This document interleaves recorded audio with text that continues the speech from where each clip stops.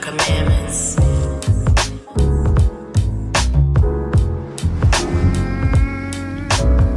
New mercies every day. That's what the scriptures say. But that doesn't mean continue to live this way.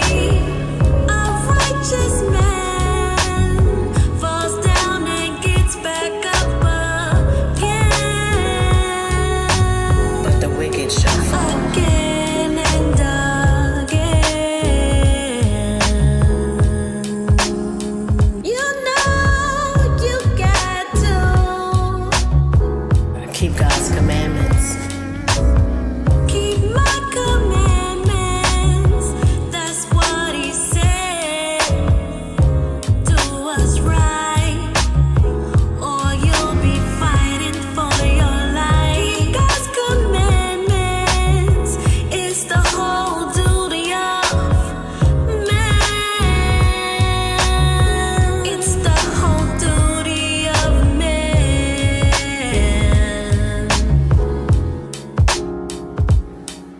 New mercies fall upon us every day.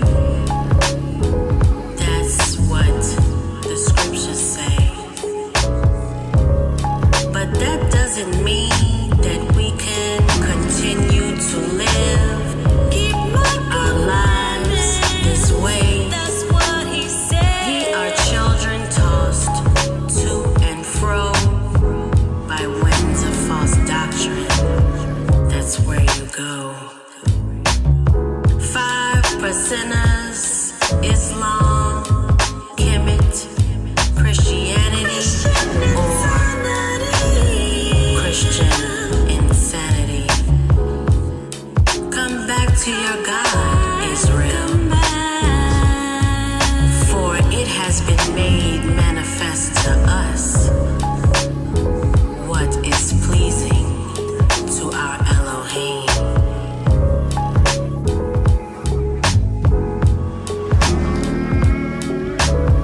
Keep my commandments. That's what he said. Do what's right, or you'll be fighting for your life. God's commandments is the whole duty of man. It's the whole duty of man.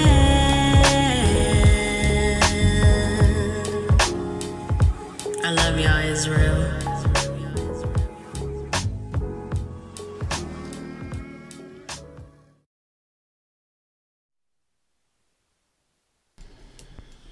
Shalom, Most High in Christ bless. Happy Sabbath to the 12 tribes scattered abroad. I'm Brother Roy, and I got to my right, Brother Jacob. we got Brother R. Ye on OBS, and Brother Paz here visiting from out of town. All praises. So we back to Sabbath with another class. You guys see the title, Friend versus Foe. Who is in your circle? And then kind of think about our day-to-day lives, especially when you're walking in the truth. Our work areas, everybody's not in the same belief we in, right? So, but we still got to be cordial with people. We still got to deal with people in the world. But the people that we really bring close to us, are we really evaluating them? Are we really testing the waters to see what kind of, like the world is saying, what kind of energy people are bringing around you? And we understand, like, what kind of spirits people are bringing around you. You know what I mean? So this is a class about really evaluating yourself, evaluating your friends to see who is truly your friend, or are these people really your enemies or frenemies, like people say. So we're going to dive into it, but we're going to open up, like Brother Jake always like to open up with, in Ezekiel chapter 3. How about the one we just read? Hosea? Yeah, That's cool. We can start there. if you don't mind. No, that's fine. I'll probably come back to Ezekiel later anyway. Right. Hosea chapter 12 and verse 9.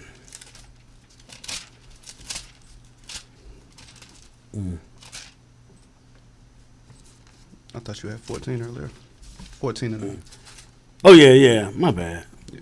The book of Hosea chapter 14 and verse 9. Who is wise? And he shall understand these things. Prudent, and he shall know them. For the ways of the Lord, for the ways of the Lord are right, and the just shall walk in them, but the transgressors shall fall therein. Right. So our guidance comes from the Lord.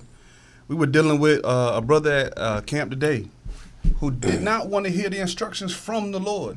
Instead, they want to pick our minds and things like that and just have a worldly dialogue when it comes to our Lord. So doing the ways of the Lord is the right way to go. And the just shall walk in them, but the transgressors shall fall therein. And we read that in the New Testament as well about Christ being that stumbling block for some people. Or these commandments tripping people up. Or they not abiding in them, and that's what makes them fall.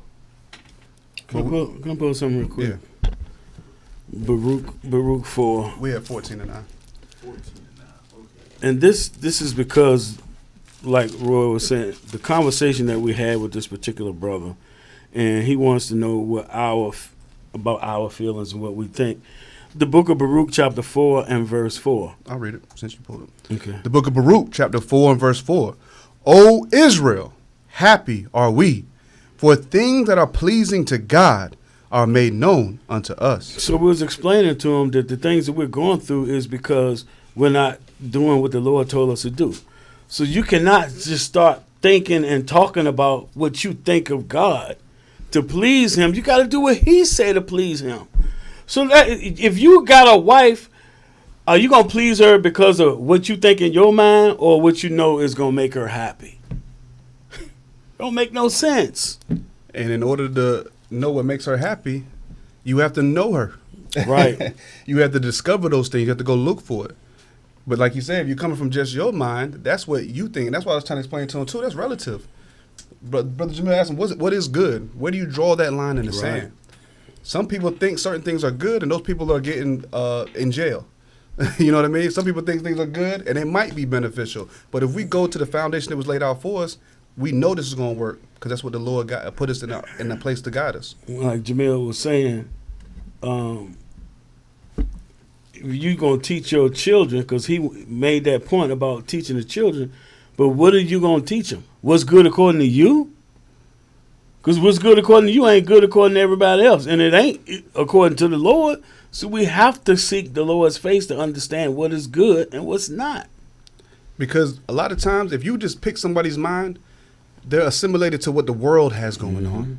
So this generation might think the ABC community is a good thing, allow people to say love is love and express themselves. 100 years ago, that generation wasn't having that for the most part. You didn't even got to go that far back. It wasn't a norm back then. So that's all relative. But the Lord said that's an abomination. And that's from the beginning to the end. Hey, I ain't gonna lie. So up on Broad Street, we in Richmond. Up on Broad Street, there used to be a gay club up there. And you have folks that will wait to catch scragglers of them coming out and beat them with bats. Put the beats on them. Now, they going around saying, oh, you're a homophobe if you don't like what they do. Back then, they couldn't even say nothing. But now, everything's, and you know the scripture said, you're supposed to rid all those folks out of the land. The Sodomites out of the land. Now they run everything. When you go up in this government, in this system, the people up high, they all in that lifestyle. We've seen it with Diddy and these other performers now. It's been like that. We just now knowing. Now they're the most protected out of anything. Yeah. Right. Hijack the whole civil rights movement. Yeah, can't even speak against them. Nope. Them nor the Israelis. I was going to comment on that, but I'll say they caught some shots last week. Let's go to Ecclesiastes 9.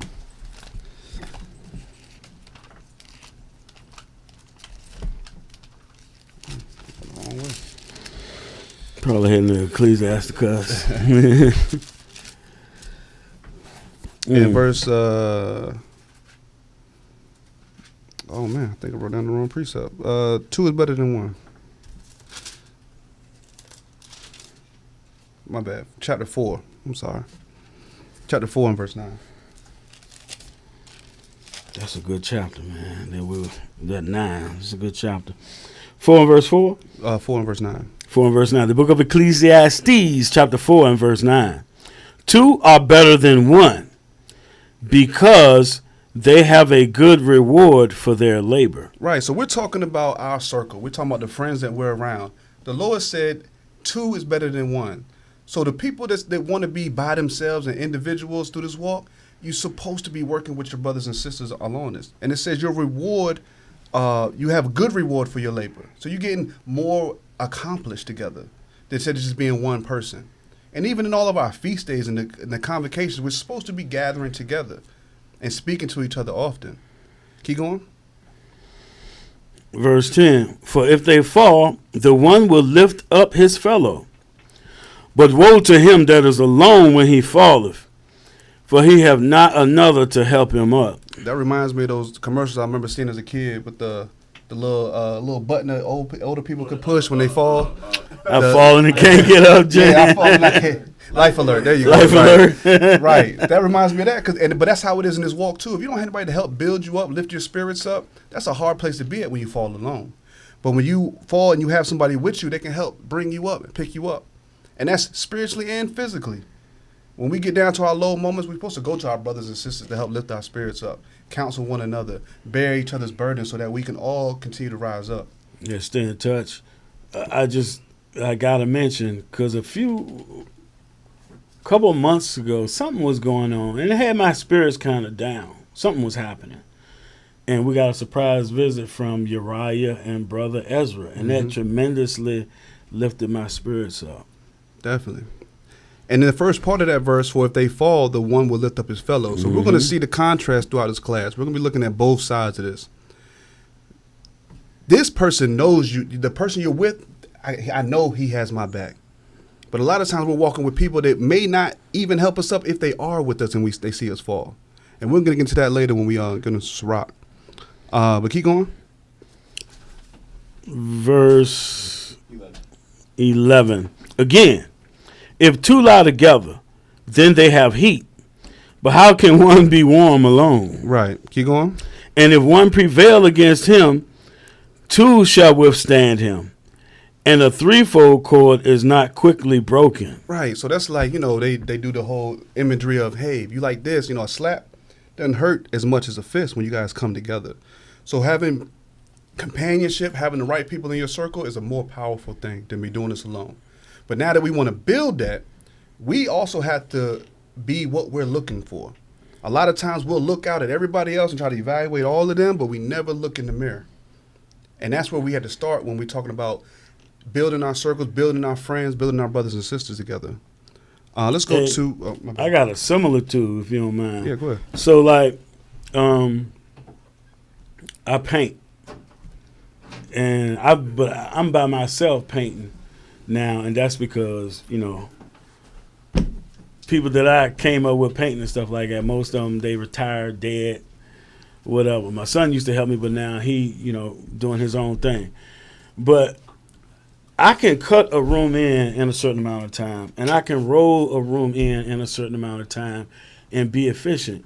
But if I have somebody to help me, it goes way faster. Mm-hmm. And that person is a comrade, somebody I can talk to, keep my spirits up, you name it.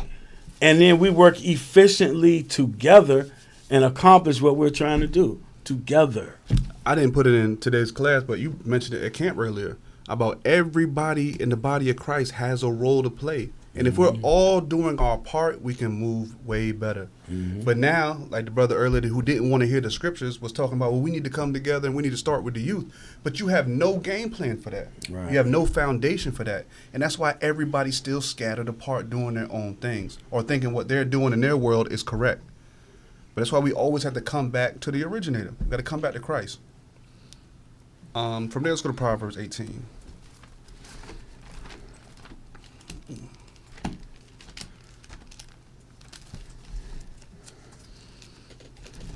So like I was saying, when you evaluate your friends, we have to start by looking in the mirror first. Mm-hmm. 18 and 24. The book of Proverbs, chapter 18 and verse 24. A man that have friends must show himself friendly. Right. You got to portray the things that you want to see. Like I remember, it's a saying that it's kind of out there, be the change that you want to see. We have to be that light, like we read in Matthew. We have to be that example for the world. So when you want to have friends or you want the solid people around you, you have to be one of those solid, friendly people as well. Keep going. And a friend, and there is a friend that sticketh closer than a brother. So we hear that other saying, you know, blood is thicker than water and all those type of things. Ride or die. Ride or die. But then you see some of the, now it's like, man, you can't even trust your brothers and sisters. You can't even trust your friends. Because sometimes your friends will be tighter than your relatives. And we see that in this walk as well. We might as well go to it. I always be paraphrasing stuff. Matthew 19. I ain't write this down, but. Wherever the Spirit listeth. Mm-hmm. You know what? Let's do Matthew 10. I think about that one might be better for what I'm trying to say. 10 and 34.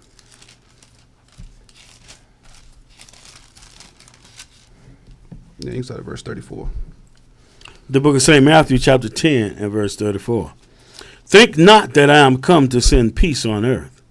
I came not to send peace, but a sword. Right, and I just wanted to start there because Christianity think Christ is going to come down floating in a white robe and just gather everybody together. No, he's coming back to wage war against the wicked. Keep going. Verse 35. For I am come to set a man at variance against his father, and the daughter against her mother, and the daughter-in-law against her mother-in-law. Go ahead.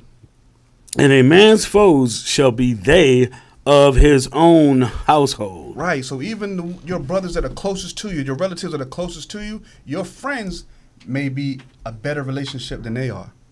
And a lot of it is because when we come into this truth of understanding, our family doesn't understand all the time. Or they don't want to keep the commandments, or they're keeping pagan traditions and things like that. That's going to cause a variance between us. Because we'll go to it next. But we can't walk with them anymore. We can't pretend that we can't be on both sides like the scriptures say in Revelations that we can't be lukewarm. And that's playing both sides of the fence with our family. I've had to make some distance between them. And then my non-blood brothers and sisters I'm actually closer to now. And that's a part of the walk that we have to be prepared for as well. You was going to say something? I mean, you know, some people will complain about it or say things in Christianity. Like, we're not trashing our relatives or saying we don't speak to them at all. Right. No, we don't involve ourselves in the evil things that they do. Whether they understand it's evil or not, we're supposed to separate ourselves from that. Don't do the things that they do. We still love them. Right, because earlier this summer, it's been a year since my family put together a family reunion. And of course, everybody comes together on Saturdays. So me and my family, we went, but we already knew. We already had our normal Sabbath food prepared. We got there, Cuzzo on the grill, doing what he do every year on our cookouts and stuff. But we knew we weren't going to partake in those certain things on that day. Anything that we would have broke the Sabbath on, we still didn't do it, but we still gathered with my family, still got love and respect for them. And then, who knows? I could have been an example for them, and they could ask questions and be like, why is he doing something different? And I've had conversations with a lot of them already, so they kind of know where I stand. But we're supposed to be that example. We're not going to give into that. Yeah, Jamil did that A couple weeks recently ago. too. Recently, yeah. I did it 2 years ago. Went to the family reunion, and you know, we had our own food. Nothing with pork, nothing that was cooked in that day.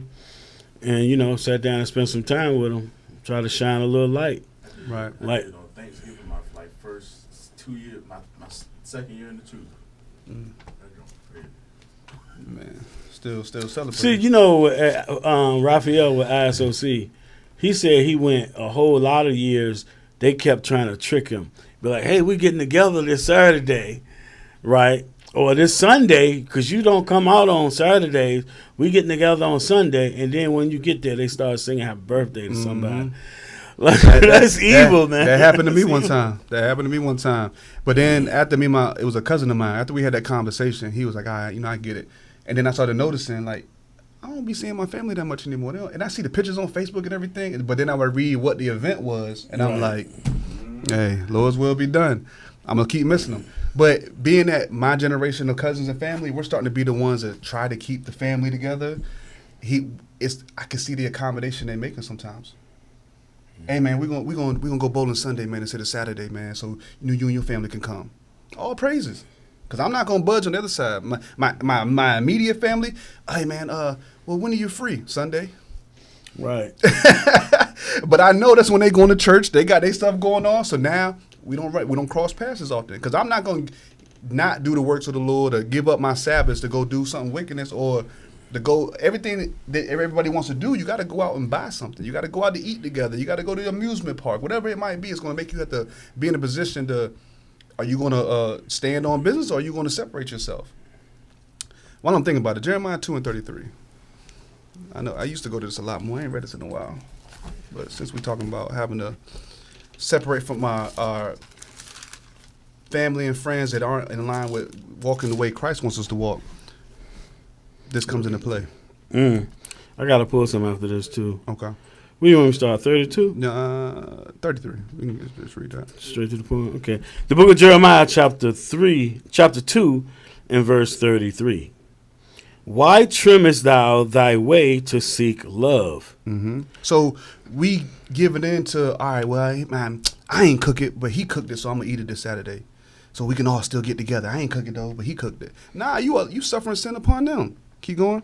Therefore hast thou also taught the wicked ones thy ways. Right. So we're being a hypocrite in front of them. It's almost just like we look at Christianity. Y'all say all these beautiful things on Sunday, but we know Monday through Saturday you living in the world. Or like they say I remember when I was growing up in church, oh yeah, you wore that dress to the club last night and you brought it into church on Sunday. Like everything y'all do outside Monday through Saturday is all in the world, but then Sunday you pretending to be something. And we see that hypocrisy. So we can't be trimming our ways and teach them to be the same way. We have to be the better example. What you got? 2 Corinthians chapter 6. Start at verse 14. I was pulling this later. Oh, okay. Nah, we can read it. We can read it now because it would just with the way I write my class. Sometimes I'll throw extra precepts in there if it comes up in the conversation. So this is one of those. It's fine. The book of 2 Corinthians chapter 6 and verse 14. Be ye not unequally yoked together with unbelievers. For what fellowship hath righteousness with unrighteousness? And what communion have light with darkness? So a lot of times when we read through certain scriptures, for some reason we think it's talking about like the other nations. Mm-hmm. It's actually talking about our own people. It's our own people that's following in wickedness, that's serving idols and doing those things. We're not supposed to be unequally yoked with them. Go ahead. And we talk about that communion with light and darkness. That's a similar tool for good and evil. Yes, it is. Simply put, just like that. So what communion can we have with them? What can we build if you're building off wickedness and I'm building off righteousness? It's not going to work. Verse 15. And what concord hath Christ with Belial? Or what part hath he that believeth with the infidel? Right, so remember the northern kingdom started serving Baal. And the Lord, he had to cast them off. You can't accept that. So among our own people, we love them, do what we can for them, try to be an example and shine a light on them, but we can't do what they do. Hold on, let's get through this first, then you can. And what agreement hath the temple of God with idols? Right. For ye are the temple of the living God. As God hath said, I will dwell in them and walk in them, and I will be their God, and they shall be my people. Right, so our people that don't accept this, that shy away from the Lord, we got to separate ourselves from them. We're not a part of the world. Like I said in John 17, we're not a part of the world, but the world is our people. That world is Israel. Right. We got to separate ourselves and don't do the things that they do. They are sinners of the Gentiles is what they are. Go ahead. Wherefore, come out from among them, and be ye separate, saith the Lord. That's talking about our own people. It's not talking about the nations. We ain't supposed to be dealing with them anyway. Right. We just supposed to serve them.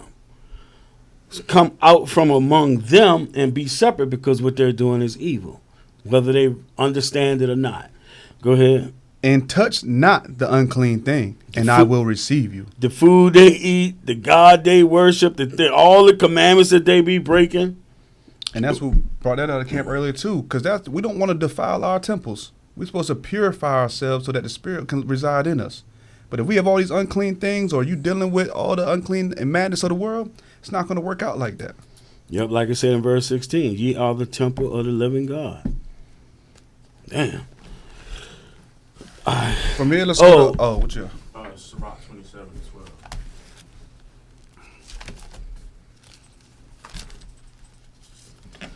I got it.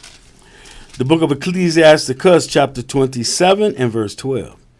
If thou be among the indiscreet, observe the time, but be continually among men of understanding. Right, and that's how we're always supposed to be. That ties in one of the scriptures I love to read too, and it's Sirach 6, I believe. We're supposed to wear the doorsteps out of our elders, constantly reaching out to our brothers and sisters for guidance, for counsel, and to get more understanding, to understand prophecies and things like that. But like we started off the class, if you're just walking around by yourself, dolo, you're going to be kind of stagnant in your walk. So we got to be constantly around brothers of understanding and be trying to continually to learn and grow in God's words. Whatever you feed is what's going to grow. Mm-hmm. So if we're constantly diving into the words, constantly building one another, it builds our relationships. I remember telling these brothers a couple years ago, I don't live in Richmond, so I always had to travel and commute. And depending on who I was building with, I might be in Petersburg one week, might be in Richmond. So I didn't build strong relationships with everybody that was a distance from me. But now that we're all studying together weekly, getting on phone calls, doing classes together, it's built our relationship even stronger. Plus, we're getting stronger in the words each time we go over something. So it's a beautiful thing to have that kind of positive reinforcement around you and with you. You got to build a tight circle. Everybody got clever things. Oh, my circle's so small, it's a period. Well, that's a lonely place to be. I want to build a strong circle. It might be 4 or 5 people, or it could be 10 people, but we all going to be strong together. Yeah, you got to build up yourself so that you can fight off people like Peter the Apostle to the Edomites. Right. And then, but with that, you get, because with dealing with, especially with your older brothers, you're going to gain wisdom. Because we haven't dealt with every situation. We haven't been through life obstacles. We haven't been through certain battles when you're dealing with other doctrines and things like that. That's how you continue to grow. It's the same thing, and that should be trickling down. And we're going to go over that later, too, about we should be teaching our kids these things so they can be functional adults and understand proving a friend, doing things correctly and being in order. Man, we got a lot. The Lord has to destroy this place. Yeah. When I was young, we talked to each other on the phone. And we saw each other at the school. Now you got social media. People don't even really talk to each other. Yeah, we're the most integrated, antisocial generation ever. Mm-hmm. At a touch of a button, you can speak to somebody across the world, but we don't. We lack communication skills. You had to learn how to talk to people. You had to learn, especially the dating world. Now you jump in somebody's DM, you meet up with somebody and don't even got their phone number. It's that kind of world we live in now. When I was in high school, you had to think about what you were going to say if you liked a shorty. You know, and it would be like, excuse me, can I talk to you? Then I remember in my 30s being at Walmart or somewhere, and a dude just walked up to a sister and was like, yo, can I hit? Or you would have caught some hands. If not hers. Girl's going to laugh now. If she ain't got no class, she's just going to laugh at you. If not her hands, Stacy. Remember he beat dude down for touching his sister. My aunt said Mac Daddy Jico. Man, things have changed for the way worse. And then when I was coming up as a teenager and young adult, it was a girl. That was hollering at a shorty. And I used to hear my friends do that. It made me cringe because I grew up with my grandmother and great-grandmother in the house, some old school way. My great-grandmother grew up on a farm. You know what I'm saying? Like, traditional. You know, even though it was in Christianity, but it was really traditional. Bring them some flowers. Dad teaching me chivalry, open the door for, and all that kind of stuff. So it used to make me cringe. when I used to hear people talk to women like that, I was like, man, I ain't used to hearing it like that, man. Psalms 1. Psalms 1.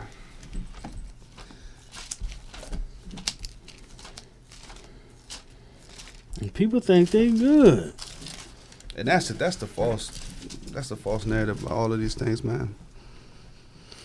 Like I was joking with Jim earlier, just because punishment doesn't come speedily. Yeah, that was Ecclesiastes 9 when Right. you first went to. We don't take these things into consideration, or we think, nah, I'm good, or I'm doing good enough. But when you really dive into this, you know you set yourself up.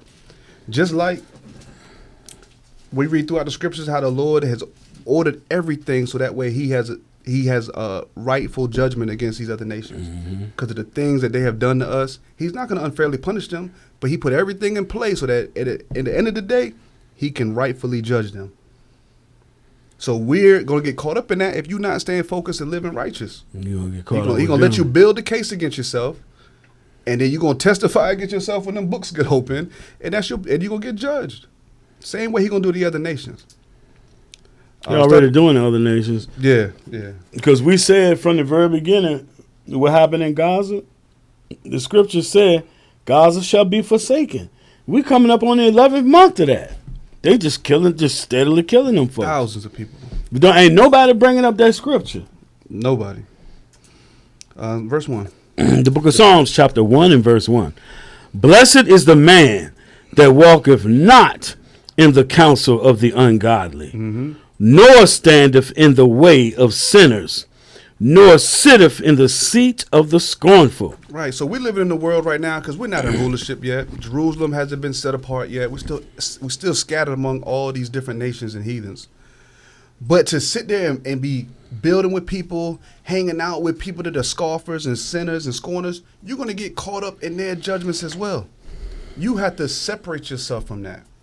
It says, blessed is the man that separates yourself from those type of people. Hold this, we're going to come back. Proverbs 4. We're going to jump around a couple times in this passage. Proverbs 4.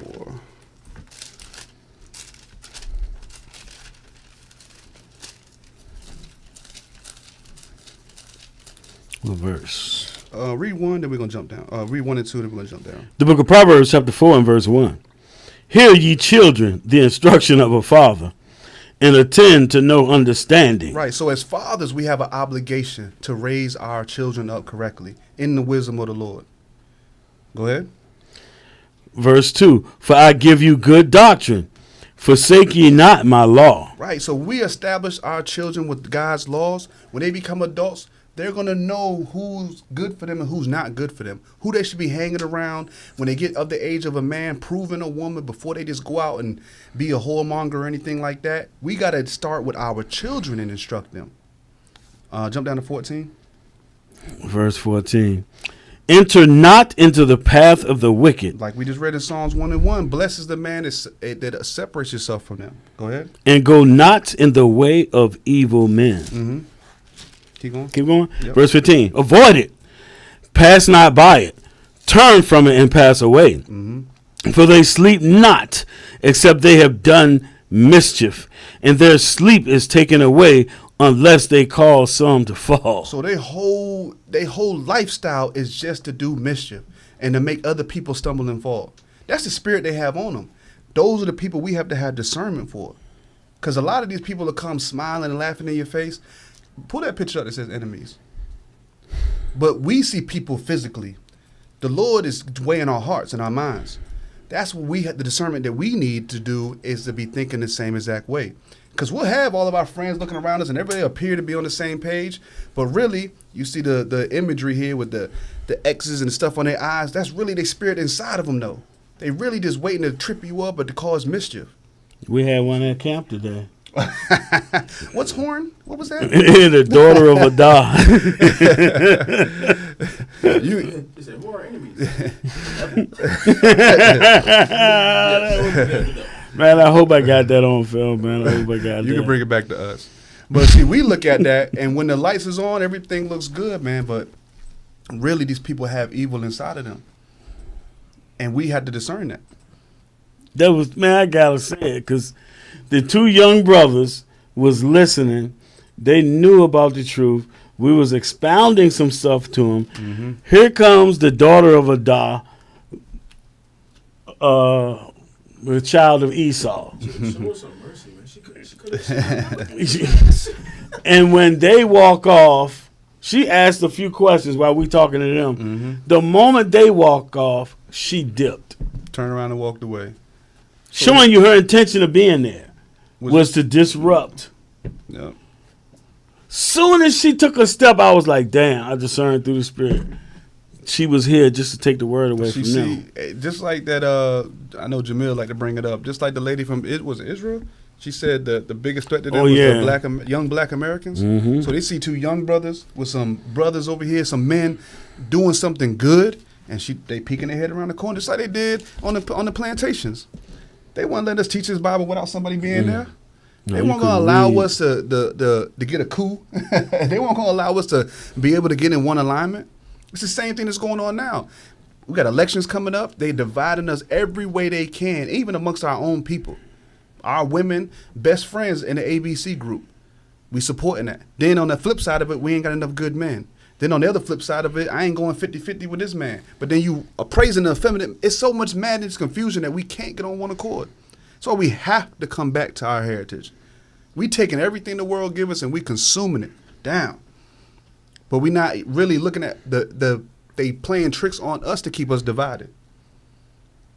We have to be smarter than that, man. But we have to be following the Lord in order to see these things. Let's keep going. Verse 17. Still in Proverbs. Verse 7, the book of Proverbs, chapter 4 and verse 17. For they eat the bread of wickedness and drink the wine of violence. Mm-hmm. That's all they know. That's all they understand. Go ahead.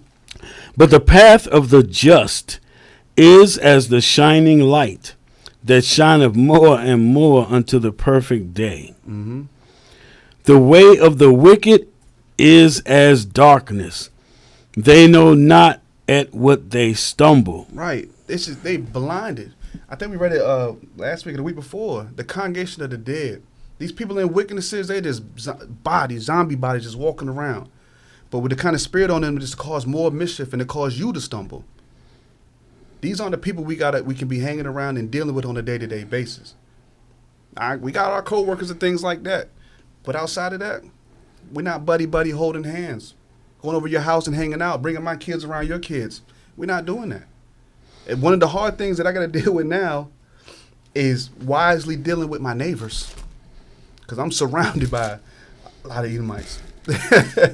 And they got their kids, and they see my kids out playing basketball, and I'm like, so-and-so wants to come over to the house and play.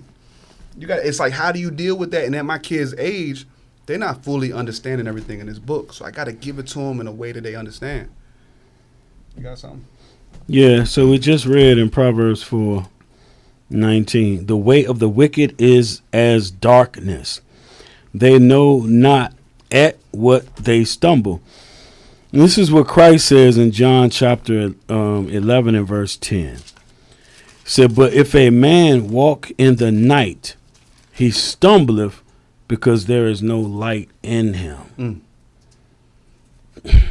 Much more profound when Christ said. Right. John 11 and 10. Yep, John 11 and 10. Because he's walking in the night. Beautiful. You know, you got, because I had challenged some of these Christians, these Edomites, I'm going to be straight up, Edomite Christians in this group this week that they kicked me out of. And I asked them about Revelation 9, and they said that the bottomless pit was open, and this smoke came out, and it was darkness over the entire earth. I asked them what that meant. Nobody could answer, because it's talking about them. They came out in the Renaissance period, and they took the whole earth over, and the whole earth is in dark, that cloud of darkness that they got on everybody. Let's go to Deuteronomy 4.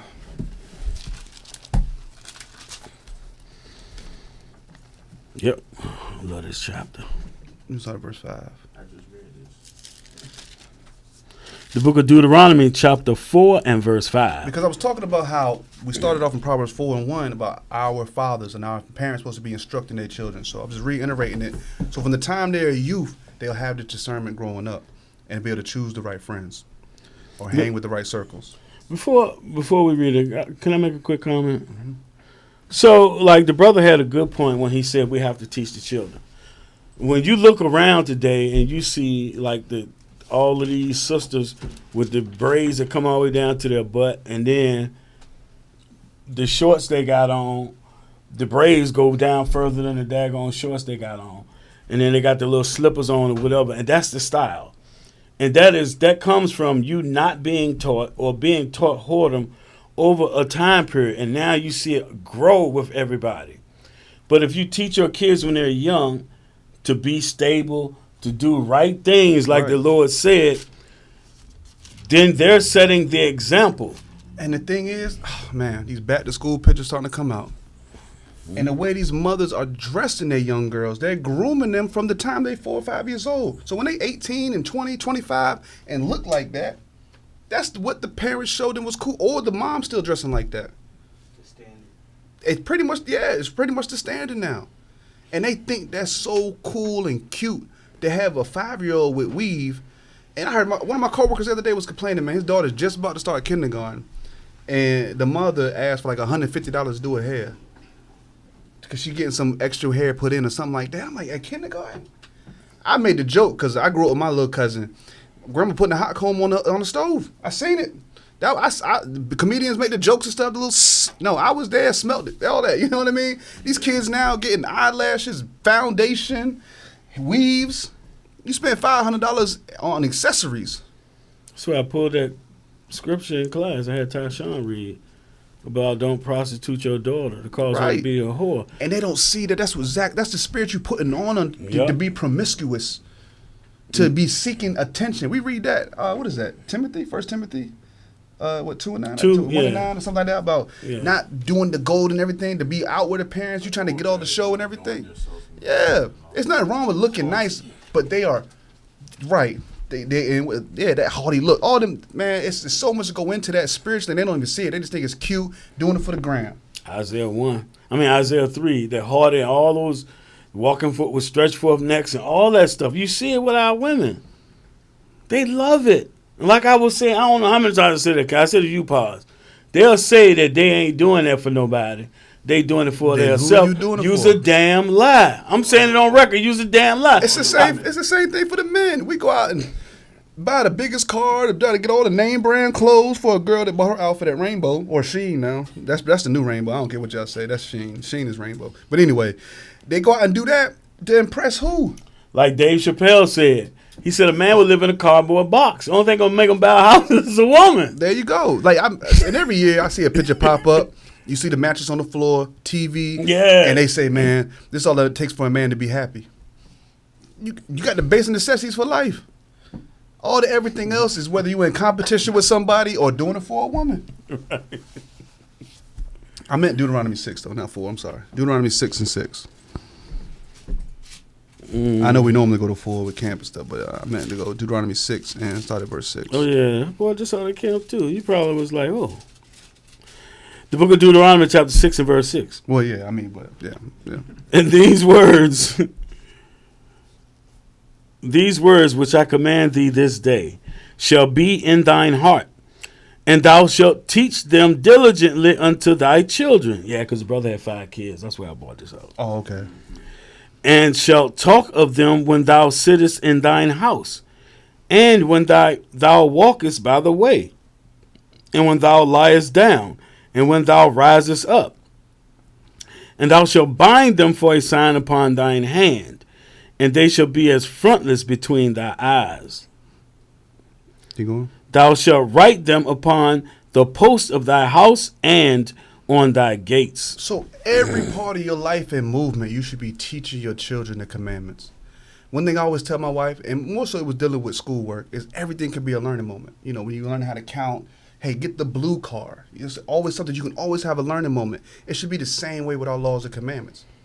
And to the best of my ability, I try to apply that so they can learn commandments.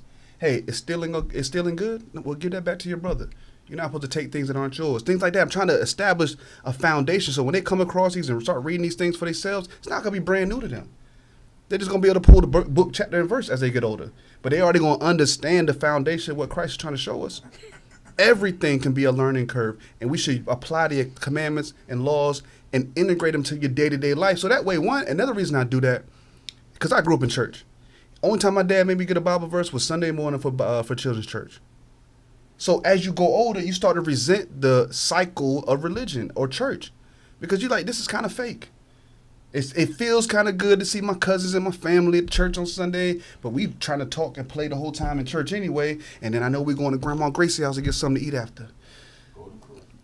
So that was the momentum. What was I really learning though? Because the rest of the week, my dad wasn't opening the scriptures up with me. He wasn't.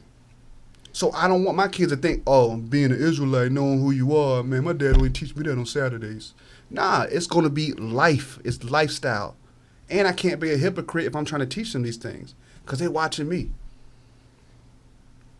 And if y'all watch my class, Death Before Life, when my son said, oh, there's a time and place for everything, I say that because it came from the scriptures. He pulled it on me. But it just shows that they're listening. They are listening. And they're going to eat up whatever you give them. So if you're giving them all the pagan things of the world, you give them all the clothes and all the shoes and all the video games, that's what they're going to be. They're going to be right along with every other kid in the world. I can't imagine what would be going through a child's mind if they was raised up doing and believing what we're doing now.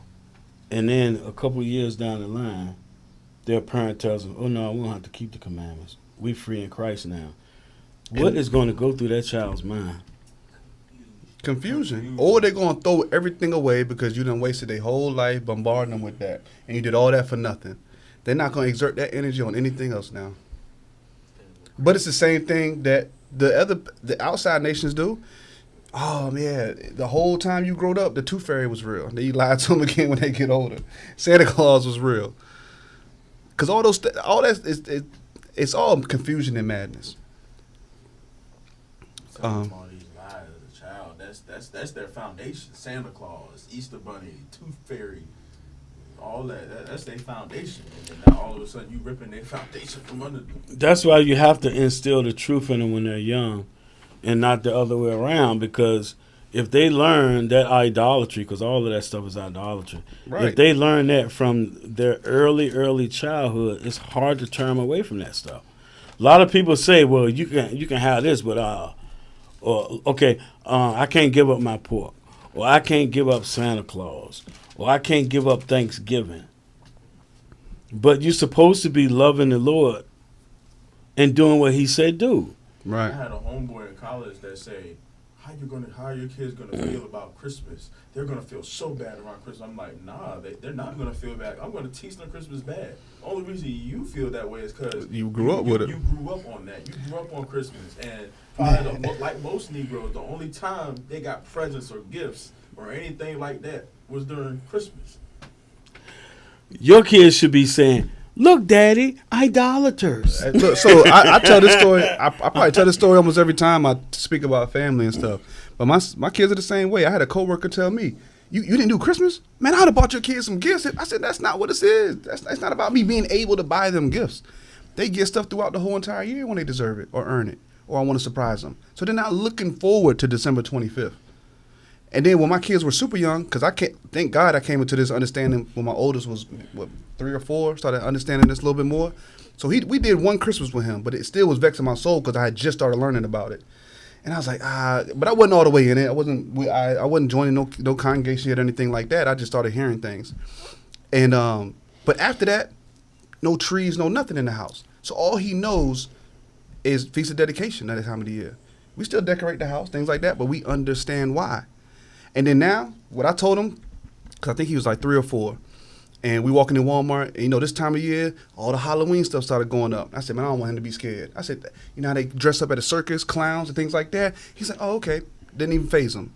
A month later, we go into the mall, see Santa Claus booth. We walk right in that door with Santa Claus. I was like, dang. He said, look, Daddy, a clown. I said, all praises. Easter Bunny, time of year, we go to the mall and that stuff comes up. He don't even look at it. Exactly. That's why I said all praises. We see the Easter Bunny and Santa Claus now. We go in the mall that time. Then when those seasons hit, don't even phase my kids. You know, it don't even phase them. They look at it, they see what it is. It don't phase them because that's not what I'm rooting their foundation in. I'm rooted in Christ. So they not worried about none of that stuff. They're not missing no trick or treat. They're not missing no gifts in the tree. That don't mean nothing to them because guess what? If my son now he want a skateboard. If he want a skateboard, I'm not going to wait until next May on his birthday to get him a skateboard. Hey, do it at your own voluntary Exactly. Exactly. I told him the other day, we'll work on getting it, but I don't have a set date right now. But, we're going to get those type of things. He don't have to make a Christmas list and wait. Right. And that's what hypes it up even more for these children. But getting a little off there. It's all good, though. Yeah, it is. We need to talk about stuff like this. But all of that does tie into the mindset we put in our kids in because then when they grow up, they're not going to be worried about not going to the Christmas party at work. I've been stopped going to those. I've been stopped going to them. And then the position I'm in now, they want the management to donate money to help pay for it. I'm not going. I'm not doing it. Come on, man. Is it you telling me it's a requirement? You can't. It's not. That's not part of my job today. Right. Ain't in the description. It ain't. So I ain't been at a Christmas party in years, and don't miss it. I'll get with y'all at the next meeting. If I'm gonna run into some people. All kinds of adultery and fornication, all kinds of stuff be going on. Yeah, where I man. work at, it's a madhouse in there. Definitely got to be guarded. Let's go back to Proverbs 4. And we stopped at verse 19, so let's pick up at 20. The book of Proverbs, chapter 4 and verse 20. My son, attend to my words. Incline thine ear unto my sayings. Mm-hmm. Let them not depart from thine eyes. Keep them in the midst of thine heart. And we just read that in Deuteronomy 6. These things are supposed to be a frontlet. Go ahead. For they are life unto those that find them, and health to all their flesh. Keep going. Yeah. 23. Mm-hmm. Keep thy heart with all diligence, for out of it are the issues of life. Keep going. We might as well go ahead. Yeah, we can finish this. Verse 24. Put away from thee a froward mouth, and perverse lips put far from thee. Let thine eyes look right on, and let thine eyelids look straight before thee. Right, and that makes me always think about 2 Ezra 7, how we supposed to stay on that straight, narrow path. Because when we deviate to the left or to the right, that's why our trials and tribulations comes, that water and that fire. So we got to teach our children to be on that straight path and not wander off. Go ahead. Verse 26. Ponder the path of thy feet, and let all thy ways be established. Mm-hmm. Turn not to the right hand, nor to the left. Remove thy foot from evil. Right. and that's the same mindset they need to be in throughout their life and the people they're dealing with. We should be around like-minded, Amos 3 and 3, we should be around like-minded individuals.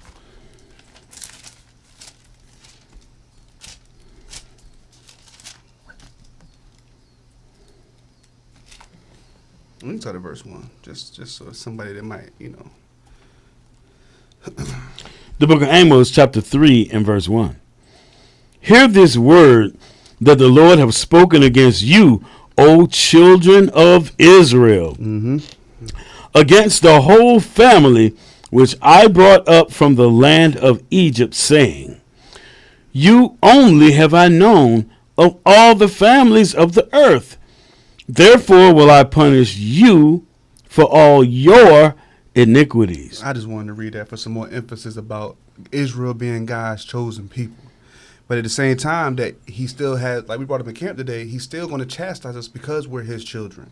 So he's got to punish us to get us back on track and in line. Are you teaching the gospel? That's probably what really stirred her up right there. Keep going. Verse 3. Can two walk together except they be agreed? Right. So your children, ourselves, when we evaluating our friends, looking in the mirror, checking on us, can we walk together if we don't be agreed? So like the brother that was telling us to go to the children, but he didn't want to hear the words of the Lord. We're not going to be able to walk together, brother. Hey, how you doing? Good day. But if we're trying to build something, you want to talk about life, real life, which is keeping the commandments, that we're not going to be agreed. So what can we walk together and do? But be in arguments all day, or having conflict about every decision that gets made. We're not going to be able to do that. Back to Psalms. We didn't finish up there. Psalms 1.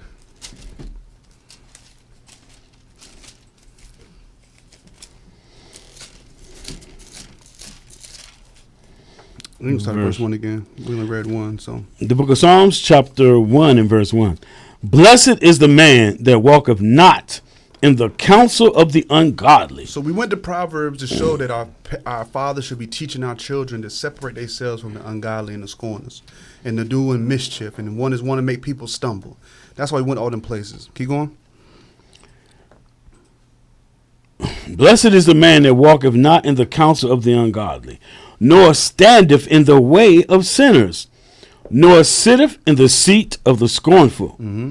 But his delight is in the law of the Lord, and in his law doth he meditate day and night. Right, and we went and showed that in Deuteronomy about how we're supposed to constantly teach our children and meditate on these words throughout all of our days, wherever we're walking in our homes, write them up and go over them. And it said for us in Deuteronomy, it said to diligently teach our children these things. Go ahead.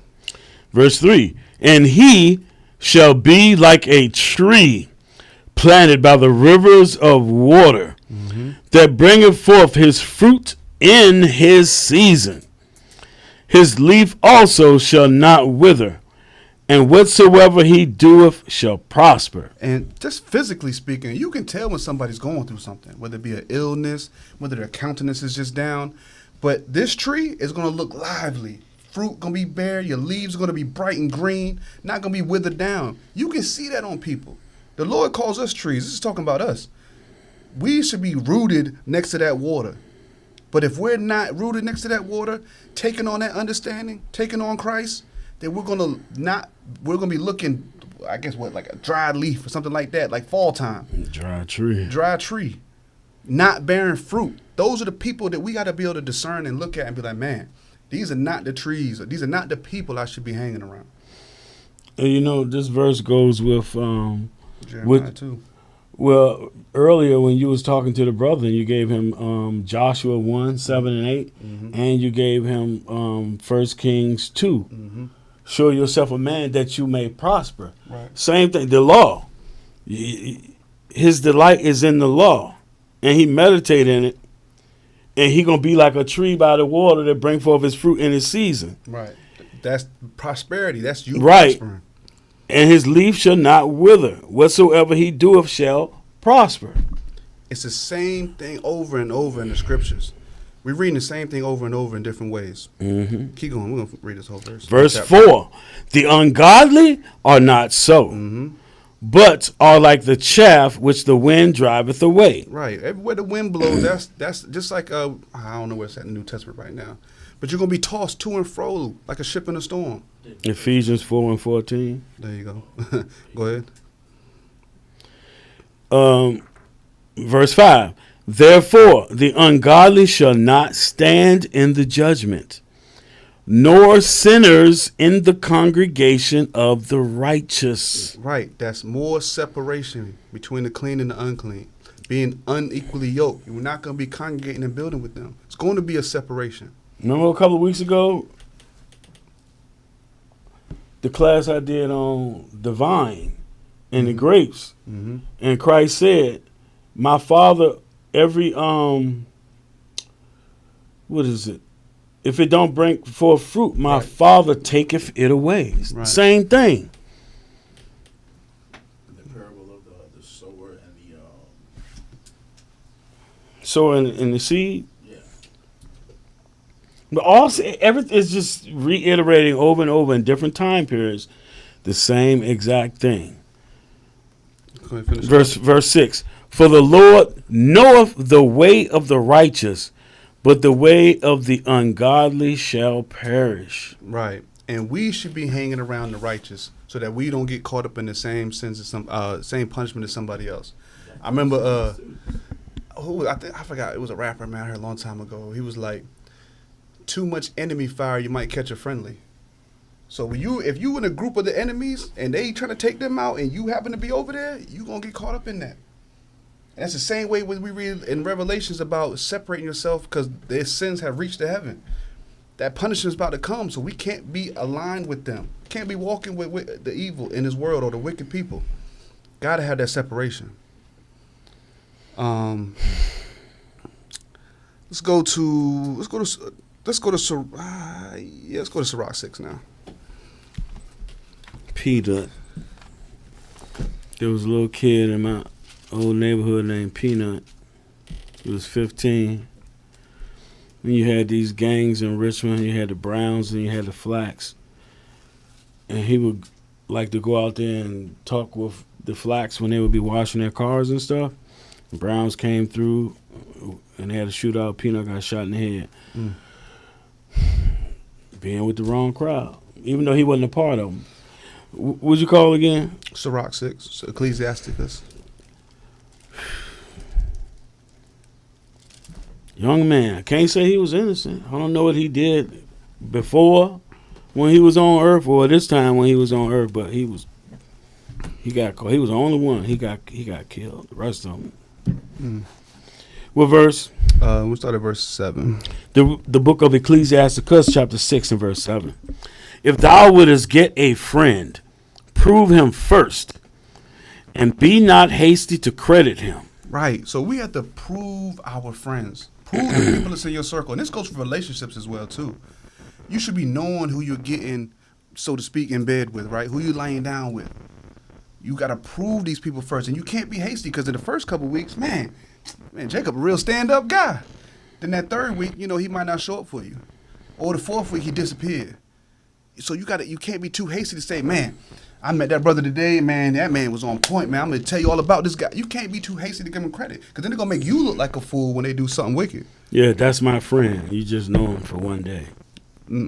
That's not how it works. But that's the mindset of a child. What they do the first day of class? Make all new friends today? You make new friends today? Nah, but we don't even realize we're speaking that on them to continue to go that route. Oh yeah, you got to make friends.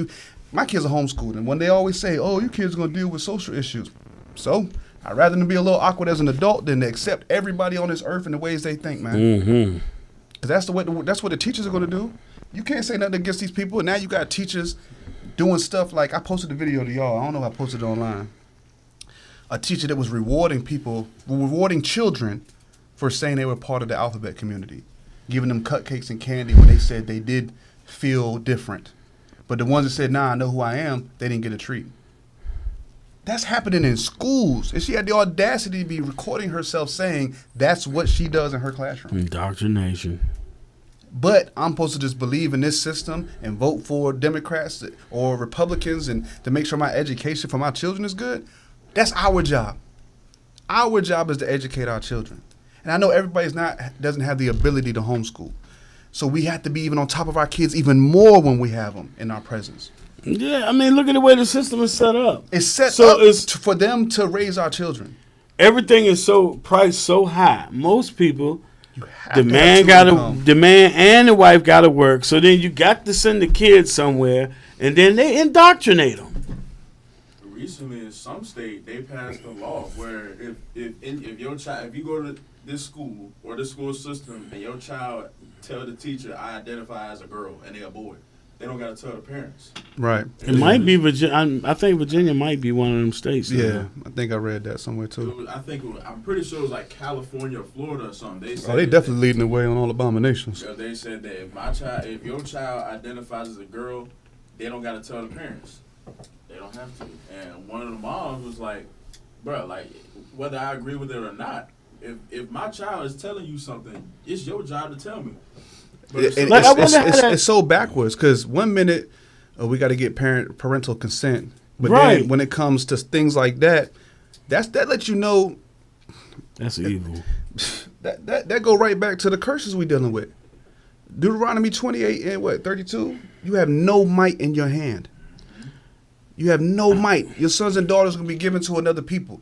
That's the system we living in now. So like the brother today, well, the older brother said, man, in the 60s, he grew up, the 60s, 70s, and he said he had a family member come down and say, hey, man, I'm going to put hands on you if you don't follow my rules in the house. You can't even say that out loud no more. In the 90s when they started having the, CPS, child protect CPS. They used to, the kids started threatening to call on the parents. And back then the parents were still bold. I wish you would call. But now you really have parents scared of their children now.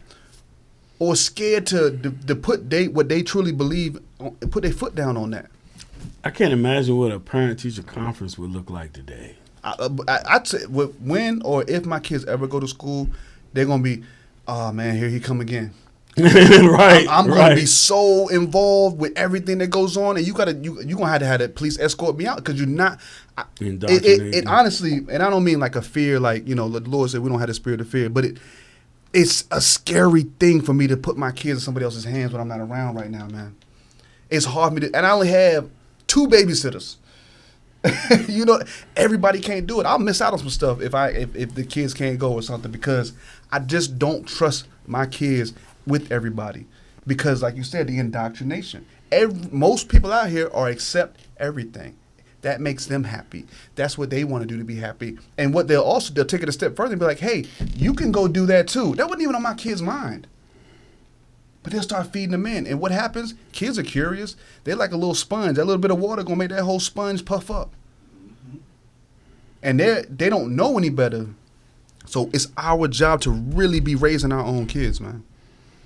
Only thing that's free here in the United States is the ability to sin.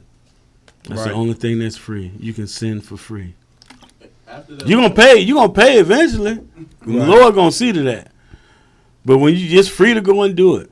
You want to know what's crazy? Think about it now. If they're passing that law, they don't have to tell you your kid is gay if they or a girl or a boy if they change. But we still gotta send them a letter on if they miss school, why they miss school, or if you miss certain amount of days, why you miss certain amount of days. If you don't gotta tell me my 6-year-old boy is saying he's a girl, now I don't gotta tell you this. But guess what? Yeah, it's all backwards. Yeah, it's your child. And but see, and then I'm not gonna get into that rabbit hole. But the way they set it up so mastermindfully that they are legally allowed to do some of the things they do because we unknowingly agree to these certain situations. When you sign up into when you pretty much do any kind of paperwork for identity or anything like that, you literally have bought into the system and pretty much agreed with it. But that's a whole nother topic. But we had to be ahead of that and really lay down the foundation at home. Let's keep going here in Sirach. Verse 8. Chapter 6, yeah. The book of Ecclesiasticus, chapter 6 and verse 8. For some man is a friend for his own occasion, and will not abide in the day of thy trouble. Right. So when it's convenient for somebody to hang around you, if you're the one that's always, next round on me, they're going to hang around you all day. But then when times of trouble come, they're not going to be around you. Because what can they do to help you if they just going it for their own benefit? They're not trying to give nothing back in return. So we got to take heed to that. You got to pay attention to things like that. Keep going. Verse 9, and there is a friend who being turned to enmity and strife will discover thy reproach. Keep going. Verse 10, again, some friend is a companion at the table. Tashawn when he hungry. Oh, what's up? Oh. Some friend is a companion at the table and will not continue in the day of thy affliction. But in thy prosperity he will be as thyself and will be bold over thy servants. Right, so he will be a companion at the table and will not continue in the day of affliction. Going back to the verse we just read previously. When it's comfortable and it's easy for them to be around you, they'll be there all day. It's a lot of the sayings that we say in the world, and it comes right here from the scriptures.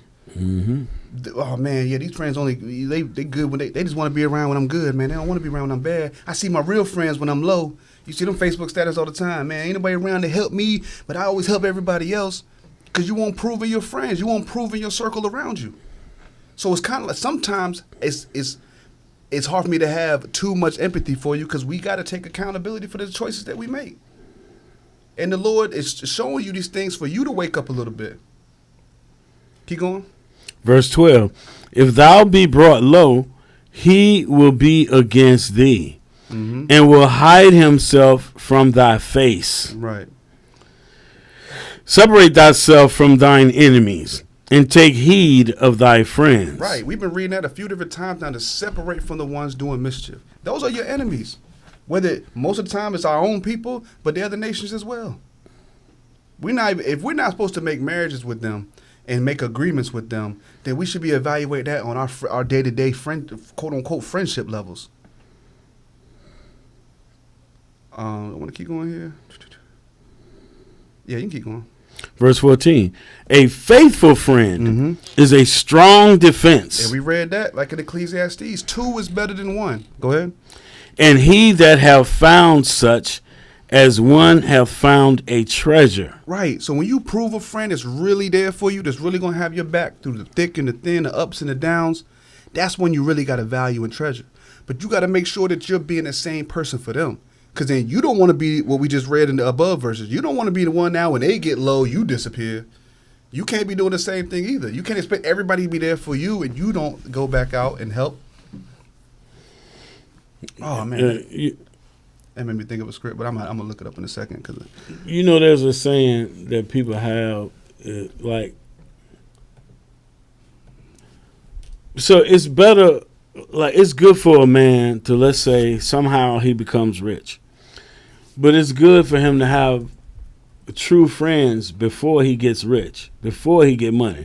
Because after you get money, how the hell you going to be able to, if you ain't walking in this, how are you going to determine whether somebody is your true friend or not?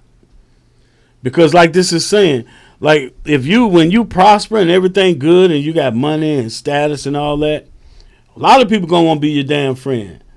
But when you lose that, who actually is going to still be standing beside you and be your strength? That 2 is better than 1. And that 3rd. When you lose everything. right. It's also a defense. Because he got your back. He give you warmth. Like what you opened up with. Hey, man, I'm trying to think of the script, man.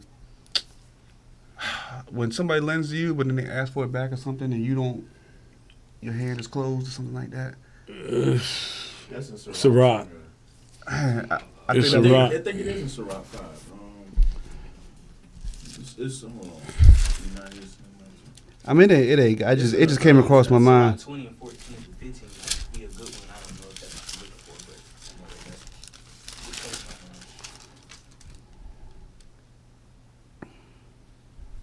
might not be. Nah, I mean that's a good one too.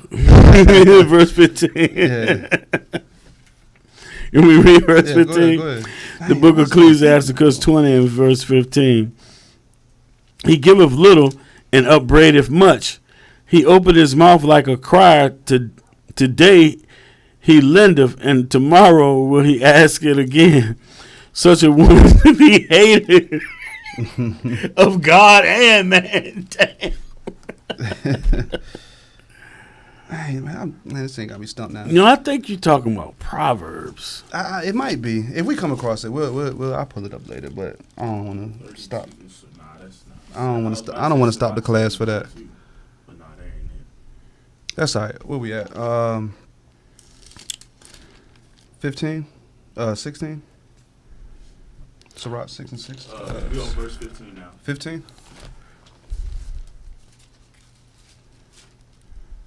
We stop on 14. Ecclesiasticus chapter 6 and verse, you said 15? 15, yeah. Nothing doth countervail a faithful friend, and his excellency is invaluable. Mm-hmm. A faithful friend is the medicine of life, and they that fear the Lord shall find him. Right. So it starts how we started the class off with teaching and learning the commandments of the Lord. When you're faithful to the Lord, He's going to direct your paths. Well, your man's going to the Lord anyway, but if you're being faithful to Him, He's going to have the right people in the right place. One thing I wanted to put earlier was Matthew 6 and 33 at camp earlier about he was like, what was it? Was it the elder brother saying something about doing jobs and he was trying to see how he could lay things out to be successful. I said, end of the day, you got to follow the Lord. He's going to provide everything else. We got to seek the kingdom first, and everything else the Lord will add unto us, including our friends. But we have to be seeking him, and that's going to give us the discernment and the understanding that we need. You're reading these scriptures, you're like, oh man, these are things I need to look for when I get a friend, or when I meet somebody new, or hey, this woman, I can see her being my wife one day. Let's prove her, see if she has those capabilities. Nobody does that. I had a friend we was at the rehearsal for the wedding. Him and his wife him and his fiance at the time got in an argument. Stormed out. We go downstairs. I'm like, hey man, did y'all fast forward the conversation? I was like, did y'all make plans for the next 5 years? Like, what's y'all goals, man? Do y'all really even know what you want to do next? Nah, we ain't really talk about that. Like, and then, but we wonder why we get into these situations, and then divorce rates out. Now, all praises. This was some years ago. They still married. They good. All praises.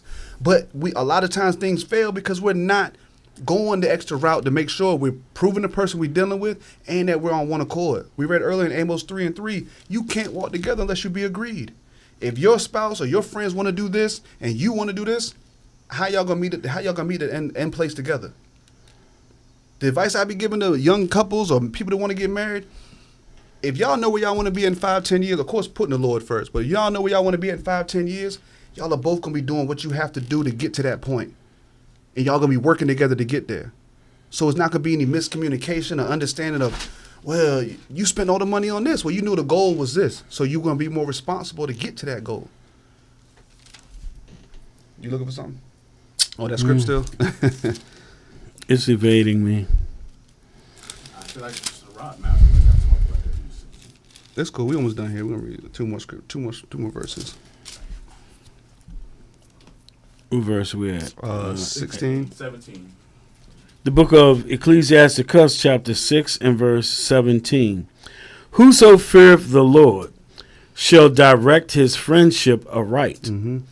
For as he is, so shall his neighbor be also. So what did they say? If it looked like a duck, quack like a duck, it must be a duck. Birds of a feather They'll flock flock together. Mm-hmm. All those type of things. So when you're hanging out with people, your reputation is the reputation of all of y'all together. So-and-so act like that. There was a friend of mine years ago I had to separate myself from, because even though me and him had a cool relationship, the way he conducted himself with so many other people was making me look bad. And I was like, man, I don't want to be known as, well, yeah, Roy always with so-and-so. So, I had to kind of like get some distance between us, because I didn't want to be I didn't want my name to be like that. One thing my grandmother always told me growing up was, put God first, and your name will travel farther than you ever will. Mm. So making a good name for yourself is very important. Look what happened with Paul. When he was Saul out here persecuting the Christians, they were like, hey man, isn't that the guy that was killing our brothers and sisters? His name already had traveled over the land. Heard many things about him. Exactly. How he persecuted them. And they didn't have social media back then. Right. It still traveled across the land. They knew who he was. They were like, you sure you want to bring him around? Look, they proving him. They was like, hold on, you sure you want him to bring him remember over Ananias was saying that to the Lord. You sure? Are you sure? So that's important. So you got to be careful of that as well. Keep going. Verse 18. Mm-hmm. My son, gather instruction from thy youth up. So shalt thou find wisdom till thine old age. And that go perfect with Sirach 25 and 3. If you gather nothing in you, what do you have in your old age? So we have to be the people that raise our children up. So I agree with him. We got to get the children. But guess what? There's a lot of grown people out here that's lost too. And a lot of old kids. Right. We don't have and like Jamil said it perfect to the other elder brother. He was like, man, these young people. Jamil's like, well, you know who fault that is? Y'all the ones that came before us. And he understood that too. Yeah, because he was like, dang. you can't just teach the young and not teach that's hatred right there. Everybody got to be taught. So somebody's granddaddy could tell their grandson, look, we're the people, we got to follow this right here. Right.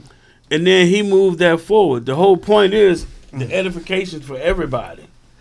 I know this is an inside joke, but the brother that had the prayer beads, I Oh. am the grandson of Oh my father. God. Now imagine, as much as he adored his Mhm. grandfather, imagine if his grandfather understood this. Right, and taught him the truth. He wouldn't have been wearing no prayer beads. Yeah,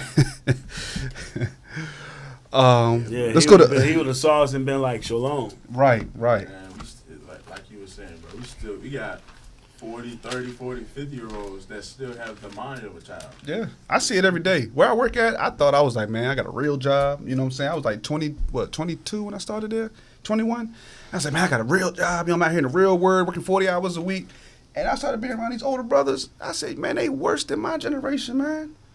They got wives and kids at home, but to hear the conversations and the stuff they going out here and doing, I said, I cannot believe this. Because they check out in their mind. It is what it is. They're so unhappy and not Yep. pleased that they check out in their mind. Like they're at home, they really don't even want to be home. They want to be at the bar or somewhere where they can get away from their wife Right. and from their kids. They'll take trips in a heartbeat. They're trying to get about it. Like Yep, they would be in motorcycle clubs, Yep. car clubs, Yep. follow sports religiously because they're trying Right. to get away. And then some of them, hey, you get a chance to go home early, Going to the bar. they don't even want to go home. I'm like, look, you let me get out of here early. Me and my wife happy. I don't mind going home. Shoot, let me get up out of here. And that, you know what I mean? It's. But those aren't the people we should be hanging around, right? Those aren't the people of counsel we should be getting from. Those aren't the learned brothers we should be hanging around. I just got the perfect precept. Yeah, go ahead. What you got? Proverbs 16:31. Proverbs 16. Just because you said, I was like, this goes perfect. You said 16:31. Yes, sir. The book of Proverbs, chapter 16 and verse 31. The ear. Oh, I'm sorry. I'm at 15. The hoary head is a crown of glory. Oh, 16. The book of Proverbs, chapter 16, verse 31. The hoary head is a crown of glory, if it be found in the way of righteousness. So what he was like, from what you were saying earlier, you thought you was in the grown world, and you go to and see that these older brothers is simple as hell in their mind. So if you got a hoary, you got gray hairs, you're older, you're supposed to have some kind of wisdom. Right. But that wisdom you got to have is the wisdom of the Lord. If you ain't got that, you're not understanding what's going on around you. Mm-mm. Just literally, it's like we've had our glasses cleaned and can see things clearly. Like it said in Mark, when he said, I see men as trees walking, but then when he opened his eyes, he said, I see every man clearly. Mm. Similar to, you see people for what they are with these laws. But it says, if it be found in the way of righteousness. Right. It's a crown if it be found in the way of righteousness. Mm.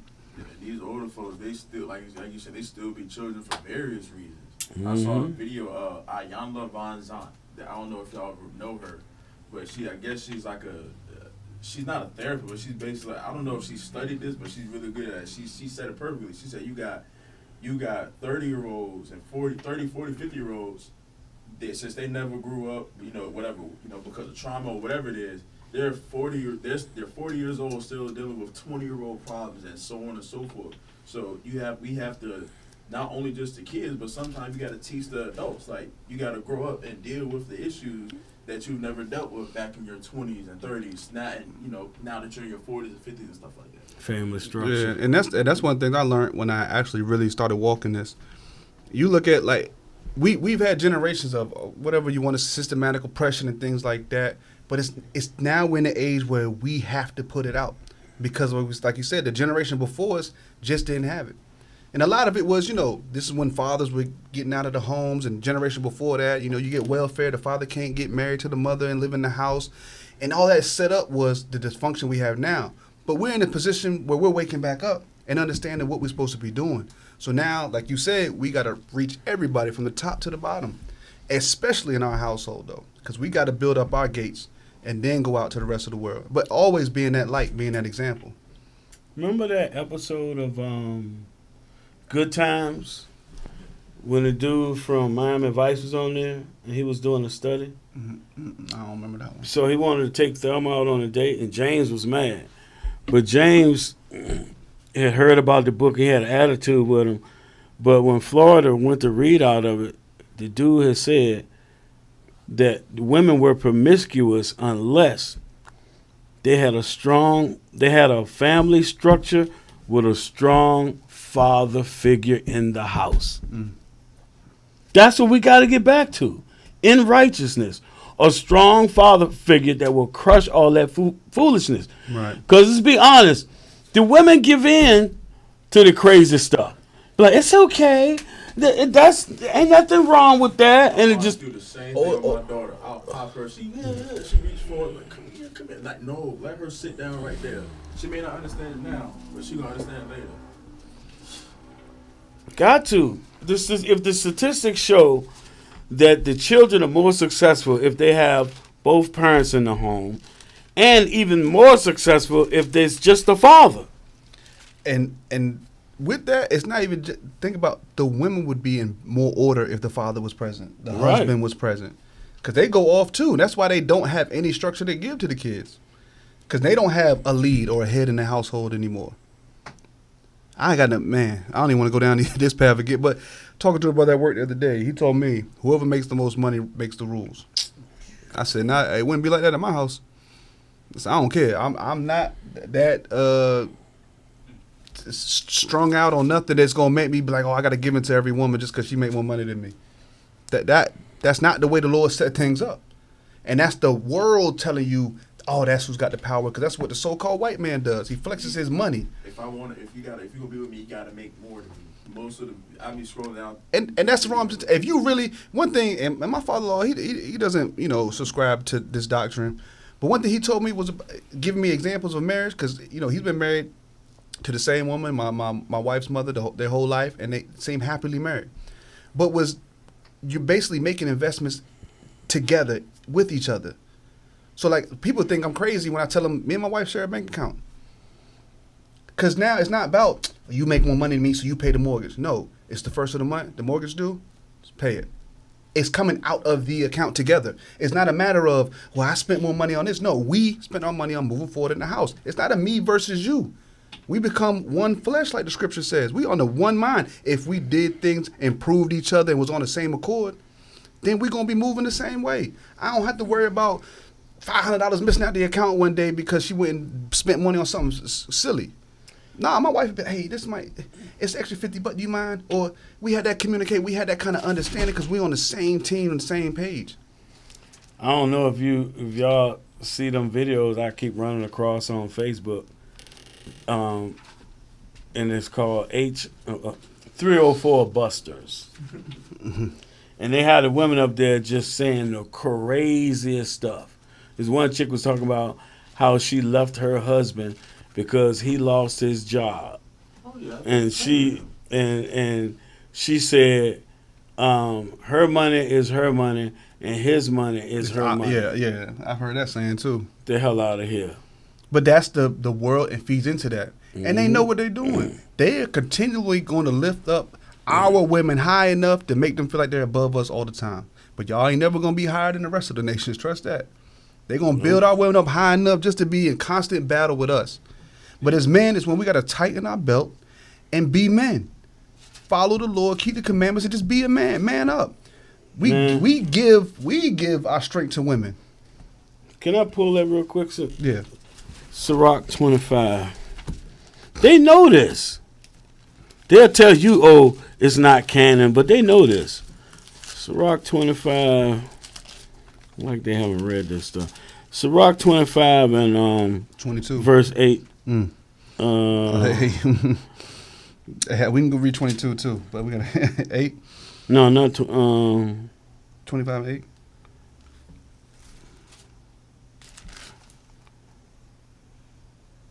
no. Unless it's, I don't think it's 26.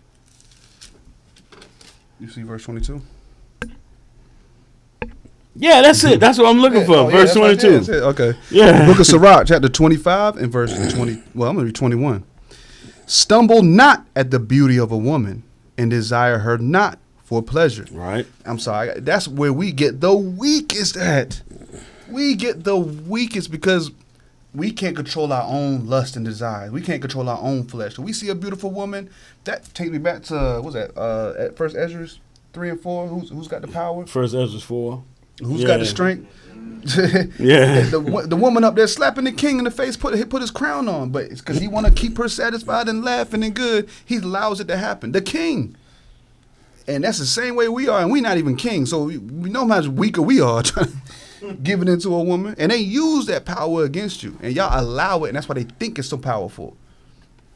Verse 22: a woman, if she maintain her husband, is full of anger, impudence, and much reproach. Damn. So to show you how our spirits are made, because they're supposed to be in subjection. We're supposed to take care of them in all things, provide for them, physically, spiritually, the whole nine. We're supposed to be in charge. But if you crush the man and keep continually putting him in situations that's going to destroy him, but make everything easier for her, she's going to rise up above you. And then now she's going to be like they're doing all the time. I can't find no good men. Well, you don't even know what the qualities of a good man is. Right, right. You don't know what the quality of a good woman is because you're not attracting a good man. And that goes back to what you said to the brother earlier. There has to what's good and what's bad. What's good to you might not be good to him, or what's good to her might not be good to her. But it has to be a standard of what's good. Right.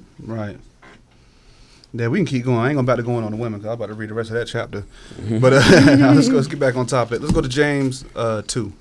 Because we were talking about proving a friend, and how invaluable a great friend is.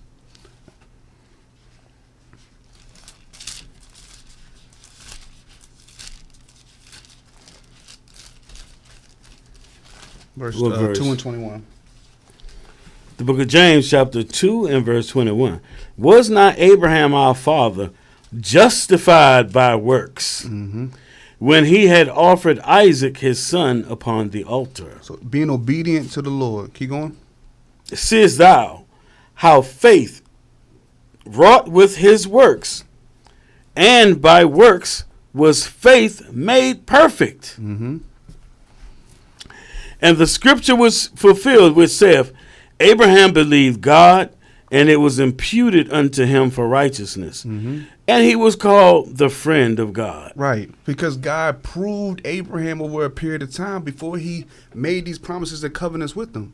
He had to prove him over time, and the Lord said, because of your faith and your righteousness, he called him a friend of God.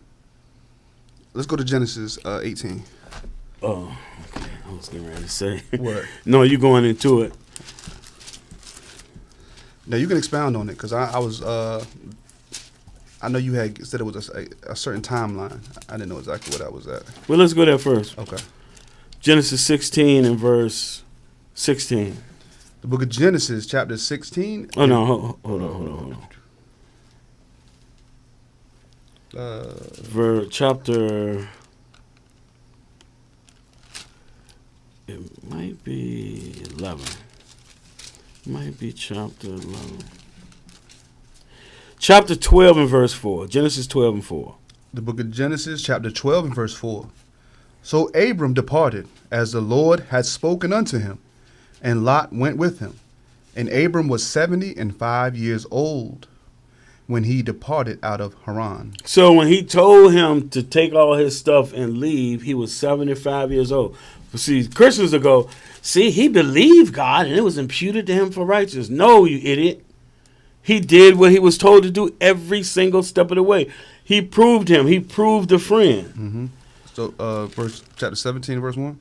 16 and verse 16. Real quick.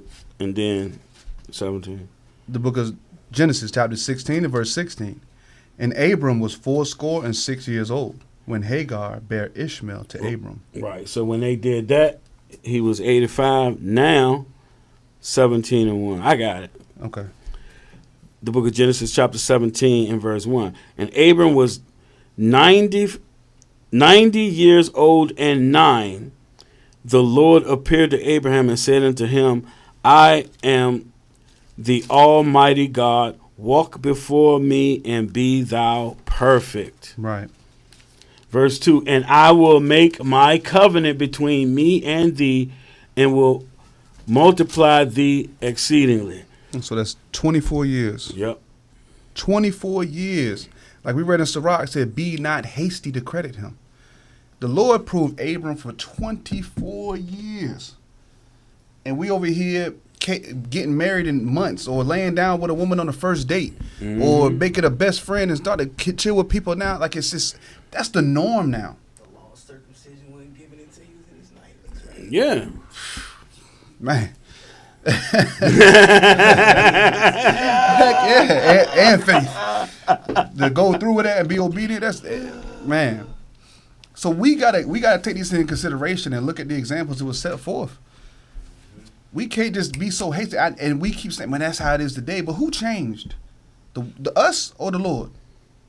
Because the Lord don't change. We're the ones that's trying to invent something new when He establishes from the beginning. Yep. That's our problem.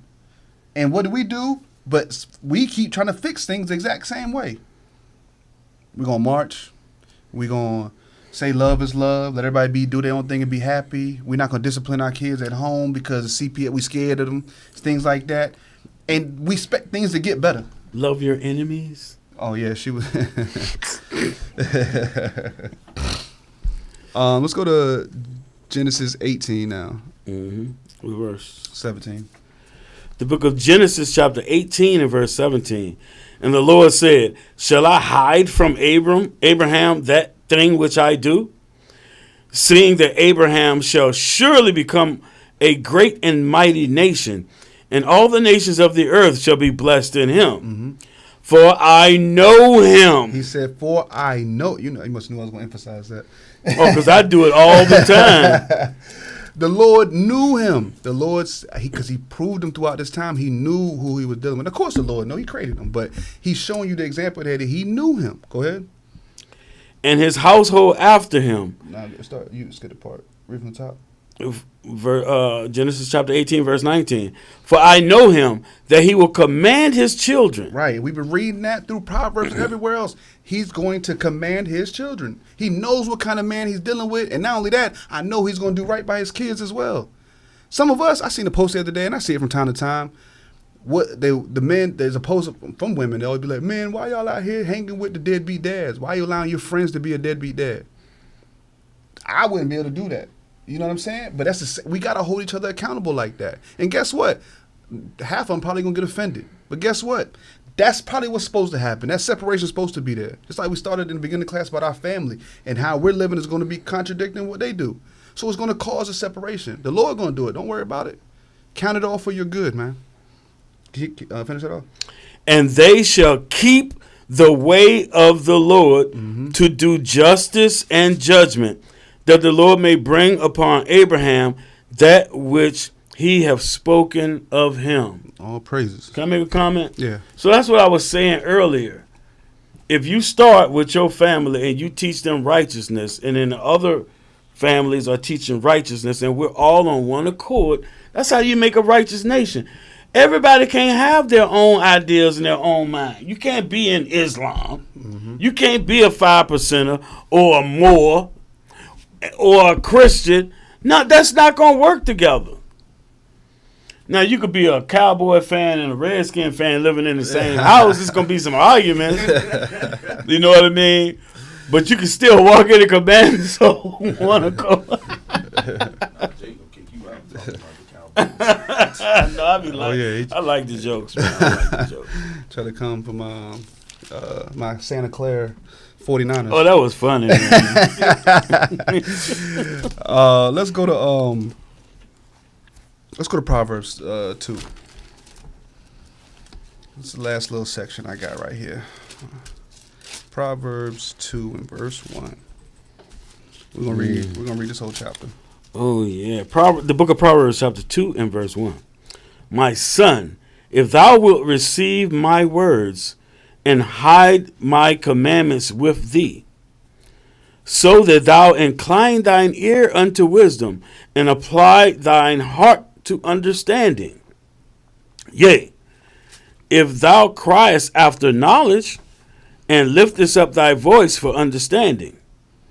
If ye seekest her as silver, and searcheth for her as for hid treasure, then shalt thou understand the fear of the Lord and find the knowledge of God. So we have to be diligent in seeking out the things of the Lord.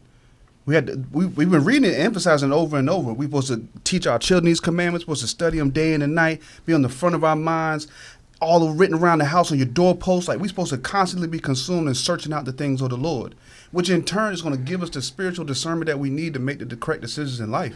And to evaluate all these people that's in your circle doing the same thing. There's no reason our brothers and sisters should not be able to unite and get some things accomplished. But even amongst our own selves, it's still division or pride or egos that get in play. And that stuff's going to turn you away from the Lord. So we had to seek him diligently in all his words and wisdom. You say something real quick? Yeah, go ahead. So you hear, I see it sometimes on what do you call it? Like on YouTube app when I'm asleep. Mm-hmm. And you'll see something like, say, listen to the word of God while you're asleep, or let's listen to the word of God. The word of God is not reading through different verses in the Bible. It's literally the commandments. That's what the Lord spoke, and he had Moses write the commandments. Just like calling on the name of the Lord. Right. It's doing what he said. So let me read the verse again. Verse 6. For the Lord giveth wisdom. Out of his mouth cometh knowledge and understanding. That's the commandments. Well, let's go back to Proverbs. Deuteronomy real quick. Just to Yeah, prove that. Deuteronomy 4. just to prove it. Yes, sir.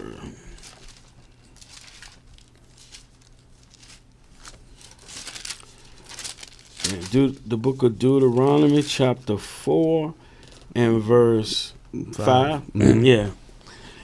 Verse 5. Behold, I have taught you statutes and judgments, even as the Lord my God commanded me, that ye should do so in the land whither ye go to possess it. Keep therefore and do them, for this is your wisdom and your understanding in the sight of the nations, which shall hear all these statutes and say, surely this great nation is a wise and understanding people. Ain't nobody saying that today about us, and especially them folks over there in Jerusalem. They damn sure ain't saying that, because them folks ain't keeping commandments. Right. And you read it all throughout the book of Psalms. That's all David kept reiterating. Keeping the commandments. Get your understanding, your wisdom, and your knowledge. Nobody had to go to a seminary school back then. Nobody went to a theology school back then to understand the scriptures. No, they went to the leaders, and they learned. And on the Sabbath day, they was taught. They was given to their children over and over. And this is how they gained their understanding. But every time we go away from this, we see us go to the bottom of society, going into captivity, going into slavery, going into bondage, because we don't want to do the things the Lord said. Because we have no understanding. We read it at camp earlier. Our people are wise to do evil. But if we had the understanding of the Lord, we would be doing righteousness. And we would be prosperous. Hey, there's another argument I've seen on Facebook recently, and it's a crazy one. And it go back to Exodus 16. Okay, when we were told to gather on the 6th day and to stay in our house on the 7th day. So I've seen Israelites say this, and I've seen it in the Jewish group, the Jewish versus Israelite group, saying if you go out your house, if you use your phone, you breaking the Sabbath. So it was told we had come out of Egypt, and we're all following the cloud, the chariot, and we're all following and living in tents. The Lord said, don't come out your tents on that day. He doesn't say that when we get in the land. Right. When we're in the land, we have a temple that we have to go to, and the Sabbath day is a feast day and a day that we gather together. And Paul went and taught on the synagogues on the Sabbath. And Christ did too. He had to leave his tents. Right, Christ did too. So, I don't know. People don't think.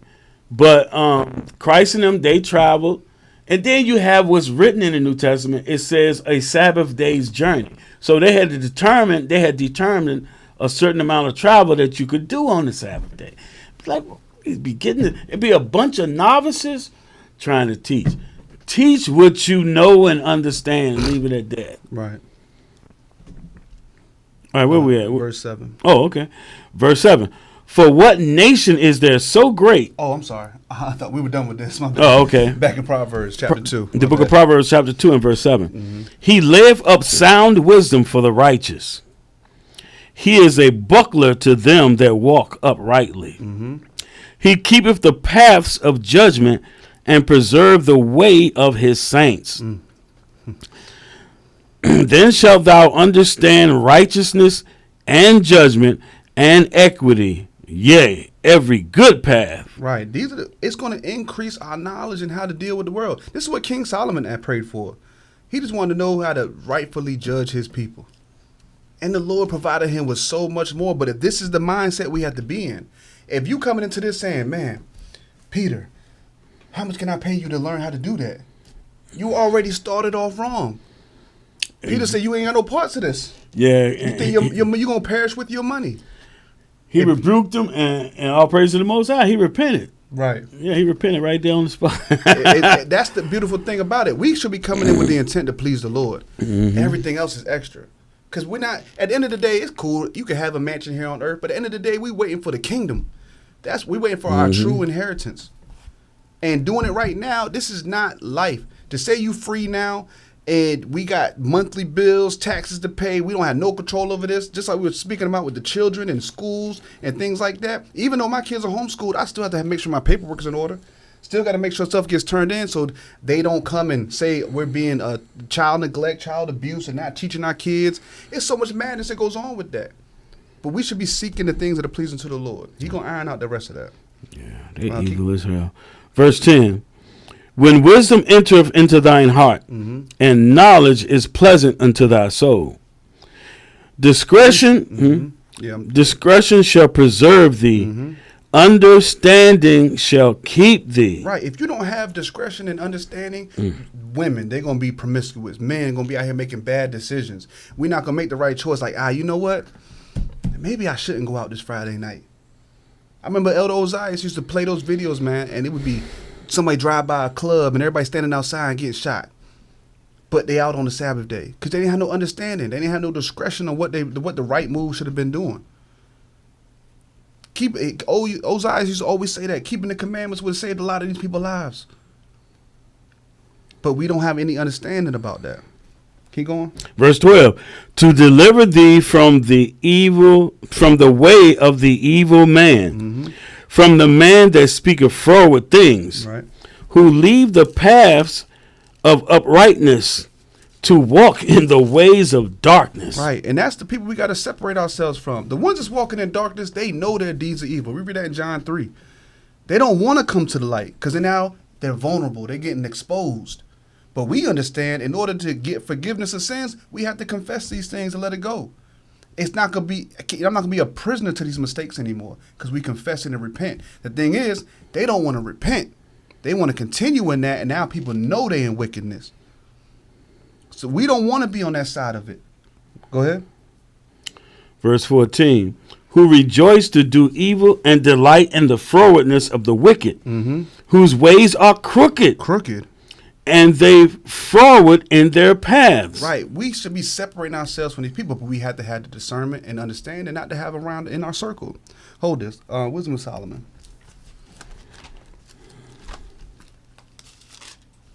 Chapter 4.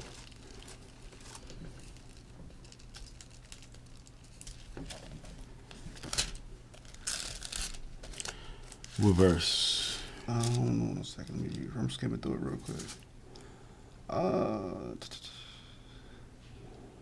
Start at verse 9. The book of Wisdom of Solomon. You can start at verse 8. That's fine. Chapter 4 and verse 8. For gray hair earlier. For honorable age will verse 8. For honorable age is not that withstandeth in length of time, Right. nor that is measured by number of years. But wisdom is the gray hair unto men, and an unspotted life is old age. And if, like we read in Proverbs, if it's in righteousness. Go ahead. Verse 10. He pleased God and was beloved of him, so that living among sinners he was translated. Right. So we're reading here about all these people that want to walk in darkness and evil and everything like that. The Lord will separate you from these things. Keep going. Verse 11. Yea, speedily was he taken away, lest that wickedness should alter his understanding, Right. or deceit beguile his soul. Right. He was taken away so that wickedness would not alter him, would not influence him. Keep going. Verse 12. For the bewitching of naughtiness doth obscure things that are honest. Right. You're not going to be able to have a clear vision if you're mixing in the sin and the wickedness in your life. Go ahead. And the wandering of concupiscence doth undermine the simple mind. Right. And we read, like I quoted earlier in Jeremiah, we're wise to do evil. That's our simpleness. That's a simple-minded person. Oh, did we read it earlier? Proverbs 1:19 earlier? Or something like, how long you simple ones will you love simplicity? Yeah, Yeah, we read How much will you love simplicity? That's a simple mind. But you have a simple mind because you're not keeping commandments. You're not keeping laws. Go ahead. Verse 13. He, being made perfect in a short time, fulfilled a long time. For his soul pleased the Lord. Right. Therefore hasted he to take him away from among the wicked. Right. And that's what the Lord going to protect us and guide us through those things. One more verse. Go ahead. Verse 15. This the people saw and understood it not, neither laid they up this in their minds, that his grace and mercy is with his saints, and that he hath respect unto his chosen. All praises to the Most High. All praises. So the Lord, he not a respect as a person in judgment, but he has respect unto the nation of Israel. All His praises chosen. to that. His chosen. All praises. All right, let's go back to Proverbs. So when we amongst all these things, the Lord is going to separate it, but we have to have the mind in righteousness. Verse 16 now. Proverbs 2:16. The book of Proverbs chapter 2 and verse 16. To deliver thee from the strange woman, even from the stranger which flattereth with her words, which forsaketh the guide of her youth, and forgetteth the covenant of her God. For her house inclineth unto death, and her paths unto the dead. None that go unto her return again, neither take they hold of the paths of life. So I know we talked about this yesterday, Jay. I don't know. You want to expound on this part? Well, when you're looking at this whole similitude right here, so first off, like it's saying, the woman, this could be an Israelite woman, but she's forsaken the right way that she's been taught. Then you have those that ain't taught at all, like our women today. They're not taught nothing, and they're leading men to their death. Like all of us in here, we saw it at camp. Sister after sister that had their cheeks showing. They got the long braids come down, got the cheeks showing, and they walking. They know they damn half naked. They know it. You can see it in their face, but they doing it anyway for attention. And our people lust and drive after that, and we lose our wits over women. Right. And what that does, and like reading verse 19, none that go unto her return again. Once you go down that path and you choose that life, the Lord is done. He's done with you. It leads to your death. The same similitude. The candlestick is blown out. Your understanding is gone. That's it. So the same thing is when you with a woman of another nation, because they're going to lead you and your children to serve their gods and do what they want to do. Then the bigger similitude is this place. That woman that rideth upon that red, the 7 nations. Yeah, the great whore. Batting her eyes and stuff at you. And then you fall, next you in democracy. You know what I'm saying? You doing all these things, keeping all their customs, vacations, and everything. Oh, it looks sweet. She sounds sweet, especially when she's talking. And she looked the part. but she's leading you to death. It's like the chick from the Philippines I told y'all about. God is in America. God is in America. I'm glad I came over. This great whore whose skirt getting lifted up. Wine and women. First Ezra 4. Let me read this. Let me read this verse again. To deliver thee from the strange woman, even from the stranger with her words. Now watch this, y'all. Chapter 6. We always go to verse 23. So I'm gonna start there. I'll just read a couple. Proverbs 6:23. For the commandment is a lamp, and the law is light, and reproofs of instruction are the way of life. Verse 24. To keep thee from the evil woman, from the flattery of the tongue of a strange woman. Lust not after her beauty in thine heart, neither let her take thee with her eyelids. And this is not an accident that when they did a study, when they started having the technology to be able to follow where your eyes are looking at the TV. Because, marketing is a big thing. Every time you accept an app, they want to do all the research on you so they can market to you and sell you more. What they did was, when you sell the Coca-Cola and you put it next to a woman's bosom, they're already looking here, but then you put your product right with it, and they use the woman to flatter you, to deceive you, to pull you in. Every movie they use, they always have a woman to deceive you. Yep. This is not an accident, but we're reading it right here in the scriptures, but we take all this other stuff for entertainment and for whatever else reason. But they use that to pull the men down. Because they understand. Look, verse 26. For by means of a whorish woman, a man is brought to a piece of bread. Remember that McDonald's commercial with Megan Thee Stallion? It was a McDonald's commercial, and McDonald's made a meal off of Megan Thee Stallion. It was a normal burger that they normally have. It's just a different combo. They had like a I think they did it with Travis Scott too. Yeah, but they do that every night. But that's what they did it for Kamala Harris on the daggone show. I mean, what do you call it? A little convention thing. She's pandering for votes. Exactly, but they're using women. And then you gonna present that. That's the representation of a black woman. But men like us, that makes me sick. That first of all, you think you can play us like that, but it makes me even sicker when not everybody, people on my social media feed be happy about stuff like that. Like, that's not a win for us. That's another loss. Kamala not gonna do that. She probably don't know how, but I bet you she got her hot sauce in her bag, right? Just like Hillary. That's what they want to hear. Why is that such a thing since Hillary Clinton? Since Beyonce said it now, all of the women or black people got to have hot sauce in their bag now? But it's stupid. Speaking of hot sauce, churches had that hot dipping, Megan Thee Stallion hot dipping sauce. What's crazy is I ain't even hear that meal one. that new meal they made for Megan Thee Stallion. I don't remember if it was McDonald's. It was some little fast food restaurant. It wasn't even like a brand new burger. It was just a different combo for a combo for a different price. Instead of the Big Mac, large fry, and all that other stuff, it was a double cheeseburger with some nuggets and some fries and a specific drink, something like that, all just for a different price. It wasn't even nothing new. So I was just like, bro, they just using her to come back to get y'all to buy this. Capitalize, bro. So I'm gonna read this. I'm gonna read that again. Verse 26. For by means of a whorish woman, a man is brought to a piece of bread. Right, go ahead. And the adulteress will hunt for the precious life. Now, when you look at the similitude of the United States, that great whore, that adulteress. So you can look at it either similar to a sister of our own nation, a sister of another nation, and then these wicked ruling this particular government, this whore.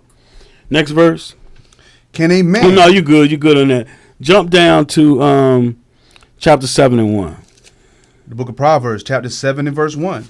My son, keep my words and lay up my commandments with thee. Right, come on. Keep my commandments and live, and my law as the apple of thine eye. Right, go ahead. Bind them upon thy fingers, write them upon the table of thine heart. Now that's saying we read that in Deuteronomy 4, I think. Mm-hmm. Well, 6. Well, yeah, 6. Saying the same thing. Right. But go ahead. Say unto wisdom, thou art my sister, and call understanding thy kinsman. We're still dealing with the law, right? Verse 5. That they may keep thee from the strange woman, from the stranger which flattereth with her words. Mm-hmm. Go ahead. For at the window of my house I looked through my casement, right, and beheld among the simple ones. I discerned among the simple ones. Because if you unlearn, you don't understand what you looking at, bro, you're going to get caught up in this. A simple one. Go ahead. And beheld among the simple ones, I discerned among the youths, a young man void of understanding. He void of understanding. He don't understand the commandments, man. You ain't supposed to deal but with one woman, and when you're ready to get married. Right, and that's why I emphasized that earlier. Like, we really got to, as men, we got to do a better job of being husband material, and then we have to know what to look for in a wife, man. Don't get me wrong, a beautiful woman is a great thing, but if that's all she got going for her, if she got all her profile pictures and sitting on the bathroom sink, what's she gonna bring to the table? What's she gonna teach her children? Then if you have a daughter, what's she gonna teach her? I feel for you brothers with daughters. I know it's a whole different angle you got to deal with. I'm not saying this one's harder than the other, but that angle with daughters, It's just a different challenge, bro. I know it is. I know it is. So I know a brother got 6 of them, 7 of them. Hey, that dude said that today he got 7 of them. God bless Jose. Hey, I tell you all the time, man, you a strong brother. But all praise, but that whether we speaking on, he's raising his family up in righteousness though. So his battle not gonna be the same battle as the one that's out here in the streets and don't have no understanding. He set up a lot more for success by following the commandments of the Lord than the people that's out here in the world. And we wondering why we battling with the things we battle.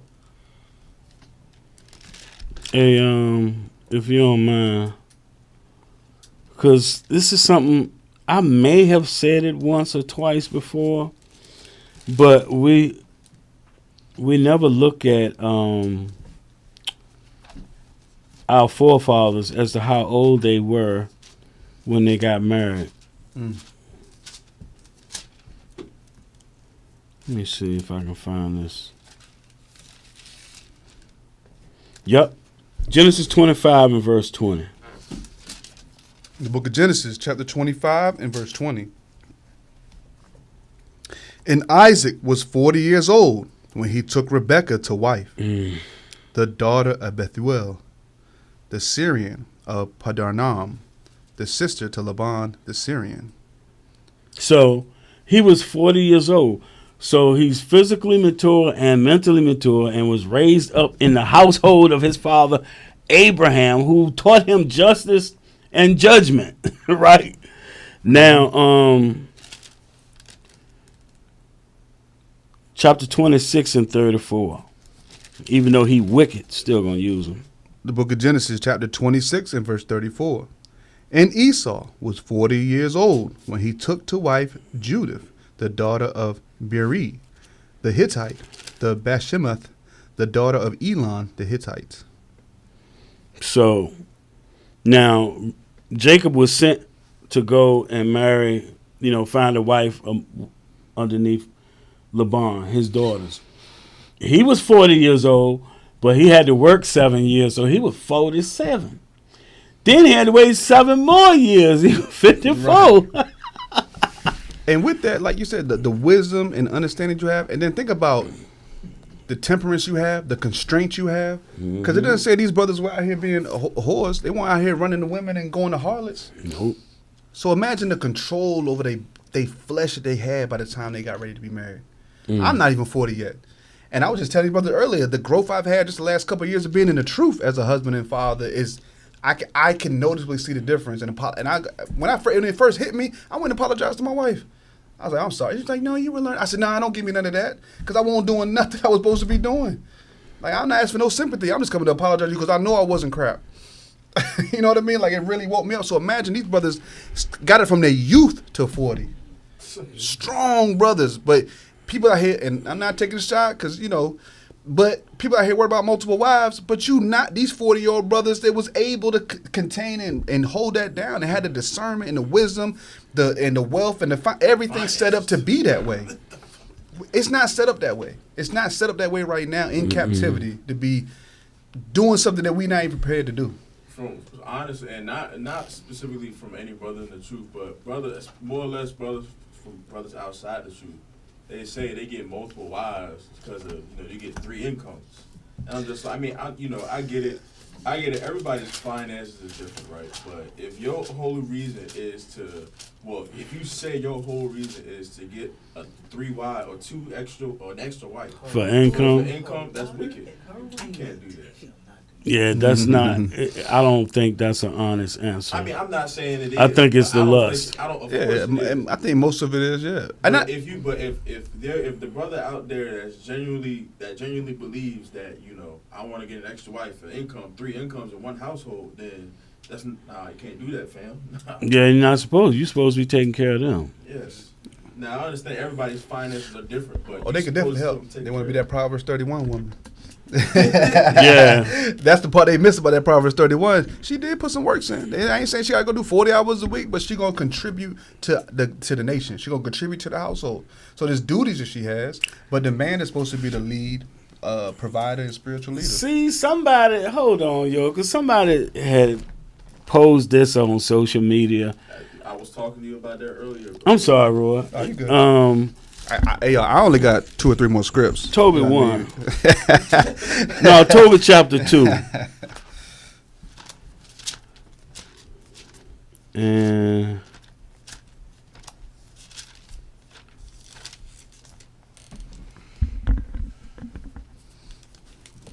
verse 10. The book of Tobit, chapter 2 and verse 10. And I knew not that there were sparrows in the wall.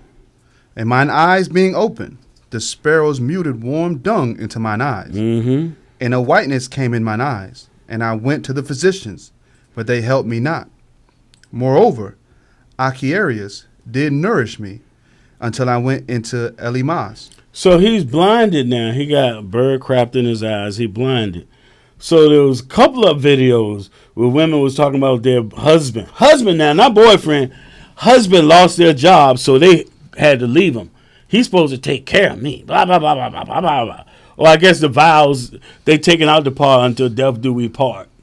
Sickness And health, rich or poor. They must have wrote their own vows. They probably ain't had to say Yeah, that. That's how they get crafty now. It was a video of literally in the middle of a wedding for citizens. Yeah, I've seen it. Oh, It's I 2 see videos. She said for rich or for, 2 videos like that. and everybody's like, ooh. It's all, but half of them probably thought it was cute and funny. But at me, my spirit would have been vexed right there on that altar. I'd have been like, Oh, that's a red flag. For sickness and health, for rich and for poor, for rich and for I'm like, oh no. Verse Verse 11. and my wife Anna did take woman's works to do. So when he couldn't work, she took work to do. She's supposed to be your helper and stay. It's a brother said on one of them videos, if you can't do that type of stuff, then you're not marriage material. Complaining about what you got to do in your part of the marriage. Men have responsibilities. Women have responsibilities. And when you go through this, and I ain't really re-emphasized the title in a while, but this is part of the proving process. Mm-hmm. Is this a friend or a foe? Is this somebody that's with you or against you? So not just your friend's circle or your family circle, it's your spouse that you're going to be picking here. Who's it going to did you prove the woman that you chose to marry was going to hold you down like this? If it came to that situation? This is part of all of that. One of the scriptures you opened up with about Christ said, and your foes will be of your own household. Right. Matthew 10. All right, I'm done there. Real quick, I just want to touch on this real quick to get back to building our circle. Acts 4 and 32. Just an example real quick of the kind of love and charity we be showing all of our brothers and sisters. The kind of people you want to be hanging around just because, matter of fact, it's perfect right after this. Because if you ever fall down or you get in bad times or you need help or something like that, these are the kind of brothers you should be having around you. The kind of nation we should be building right here. Acts verse? 4 and 32. The book of Acts chapter 4 and verse 32. And the multitude of them that believed were of one heart and of one soul. Right. Can 2 walk together lest we be agreed? Damn, So this that's- multitude is on the same accord. That's like in Judges it said they were all knit as one man. Mm-hmm. Go ahead. Neither said any of them that aught of the things which he possessed was his own. Right. So this isn't my car. This isn't just my water pail. This is just my lantern. He wasn't saying they didn't carry that spirit around with them. Go ahead. but they had all things in common. Right. So everything was, hey man, if you need to use this, you got it. Hey, well, hey, I'm done with it. Here you go. I got extra. Here you are. They were a community. Go ahead. And with great power gave the apostles witness of the resurrection of the Lord Jesus. And great grace was upon them all. Keep going. Neither was there any among them that lacked, for as many as were possessors of lands or houses sold them and brought the prices of the things that were sold. Right. So even think about how much love and charity you got to have to say, you know what? I got 40 acres, man. This will help our nation, though. Let me sell it all. Just like when Christ told the rich man, go sell all your possessions. That's a block for some people because we get so attached to the things in this world. And trust me, I'm not saying it like that's an easy thing. Cause especially when you're working hard for this, you're trying to get that. But if you're like with like-minded brothers that I know, man, this brother's in need, he's not about to abuse it. He's not about to play me. He's not playing me. He's not just taking my money and he's going to go do something else with it. Now, he really has a need. And being that we one nation on one accord, like it said in verse 32 of one heart and one soul, then it's going to be, all right, man, cool. I can sell that, man. Here, I can give you some of the proceeds from that. Imagine having a circle like that. All of y'all would be wealthy because you would all be doing everything to help build each other up. Mm-hmm. And you hear some of some millionaires talk like that. Their friends, hey, you start building them up. Like LeBron James.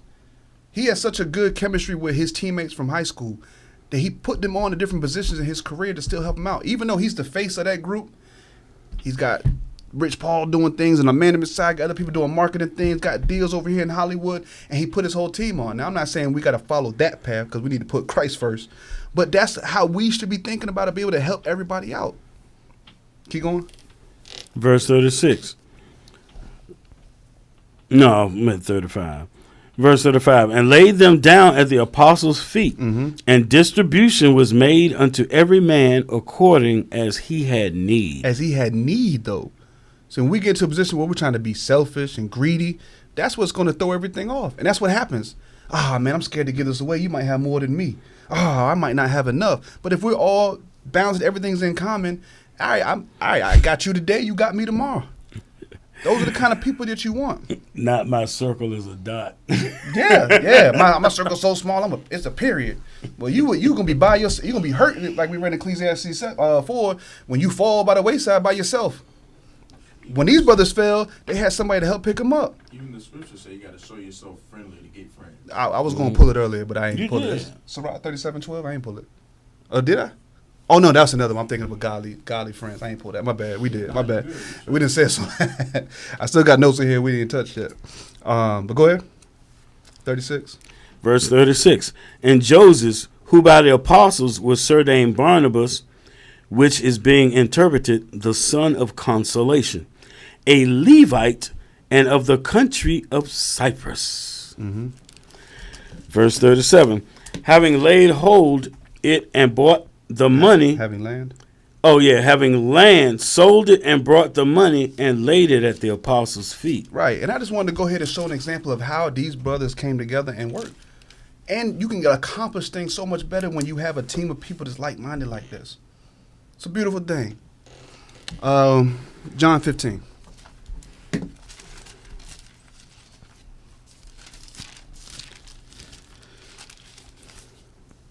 Verse 12. The book of St. John, chapter 15 and verse 12.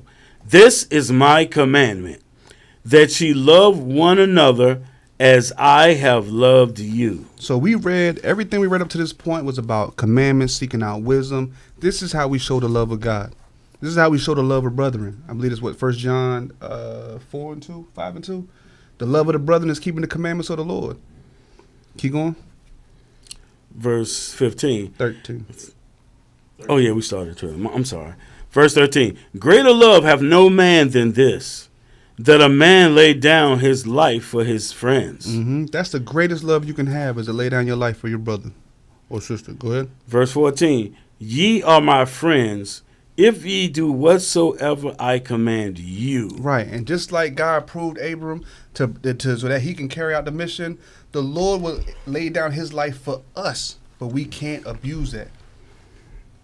So we got to take that in consideration. You got anything, Jake? I'm gonna close out. No, bro. Psalms. We have exhausted. Everybody been pulling precepts. brother. We pretty much exhausted it. Jake got more. Oh, I'm sure you do. Psalms 119.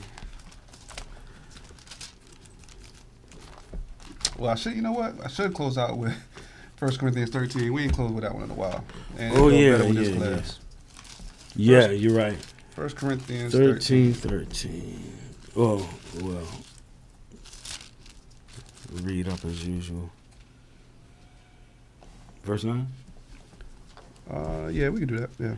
The book of 1 Corinthians, chapter Yeah, 13 and definitely. verse 9. For we know in part, and we prophesy in part. Mm-hmm.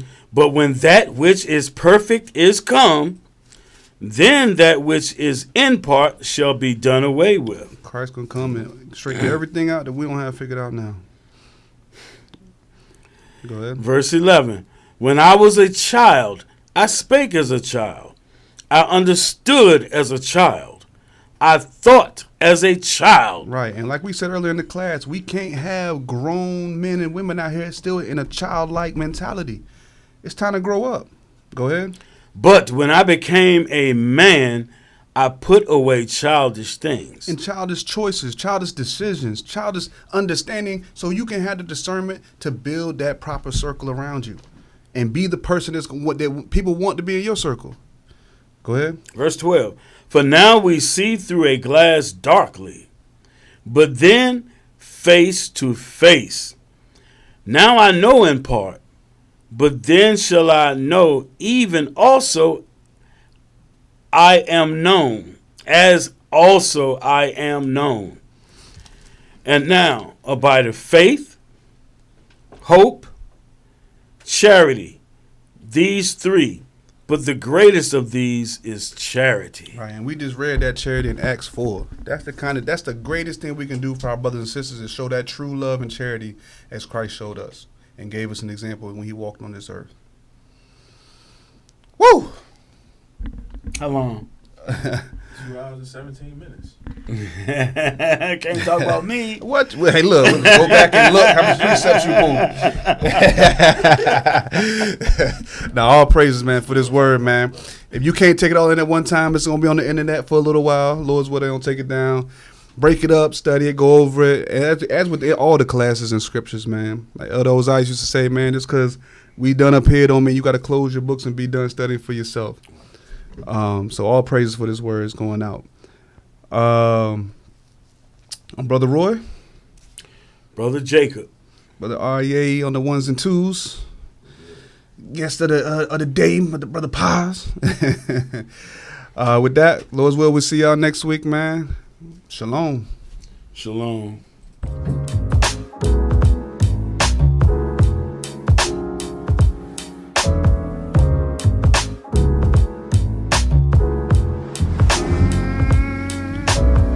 Keep my commandments, that's what he said. Do what's right, or you'll be fighting for your life. Keep God's commandments, it's the whole duty of man. It's the whole duty of man. If you love me, keep my commandments.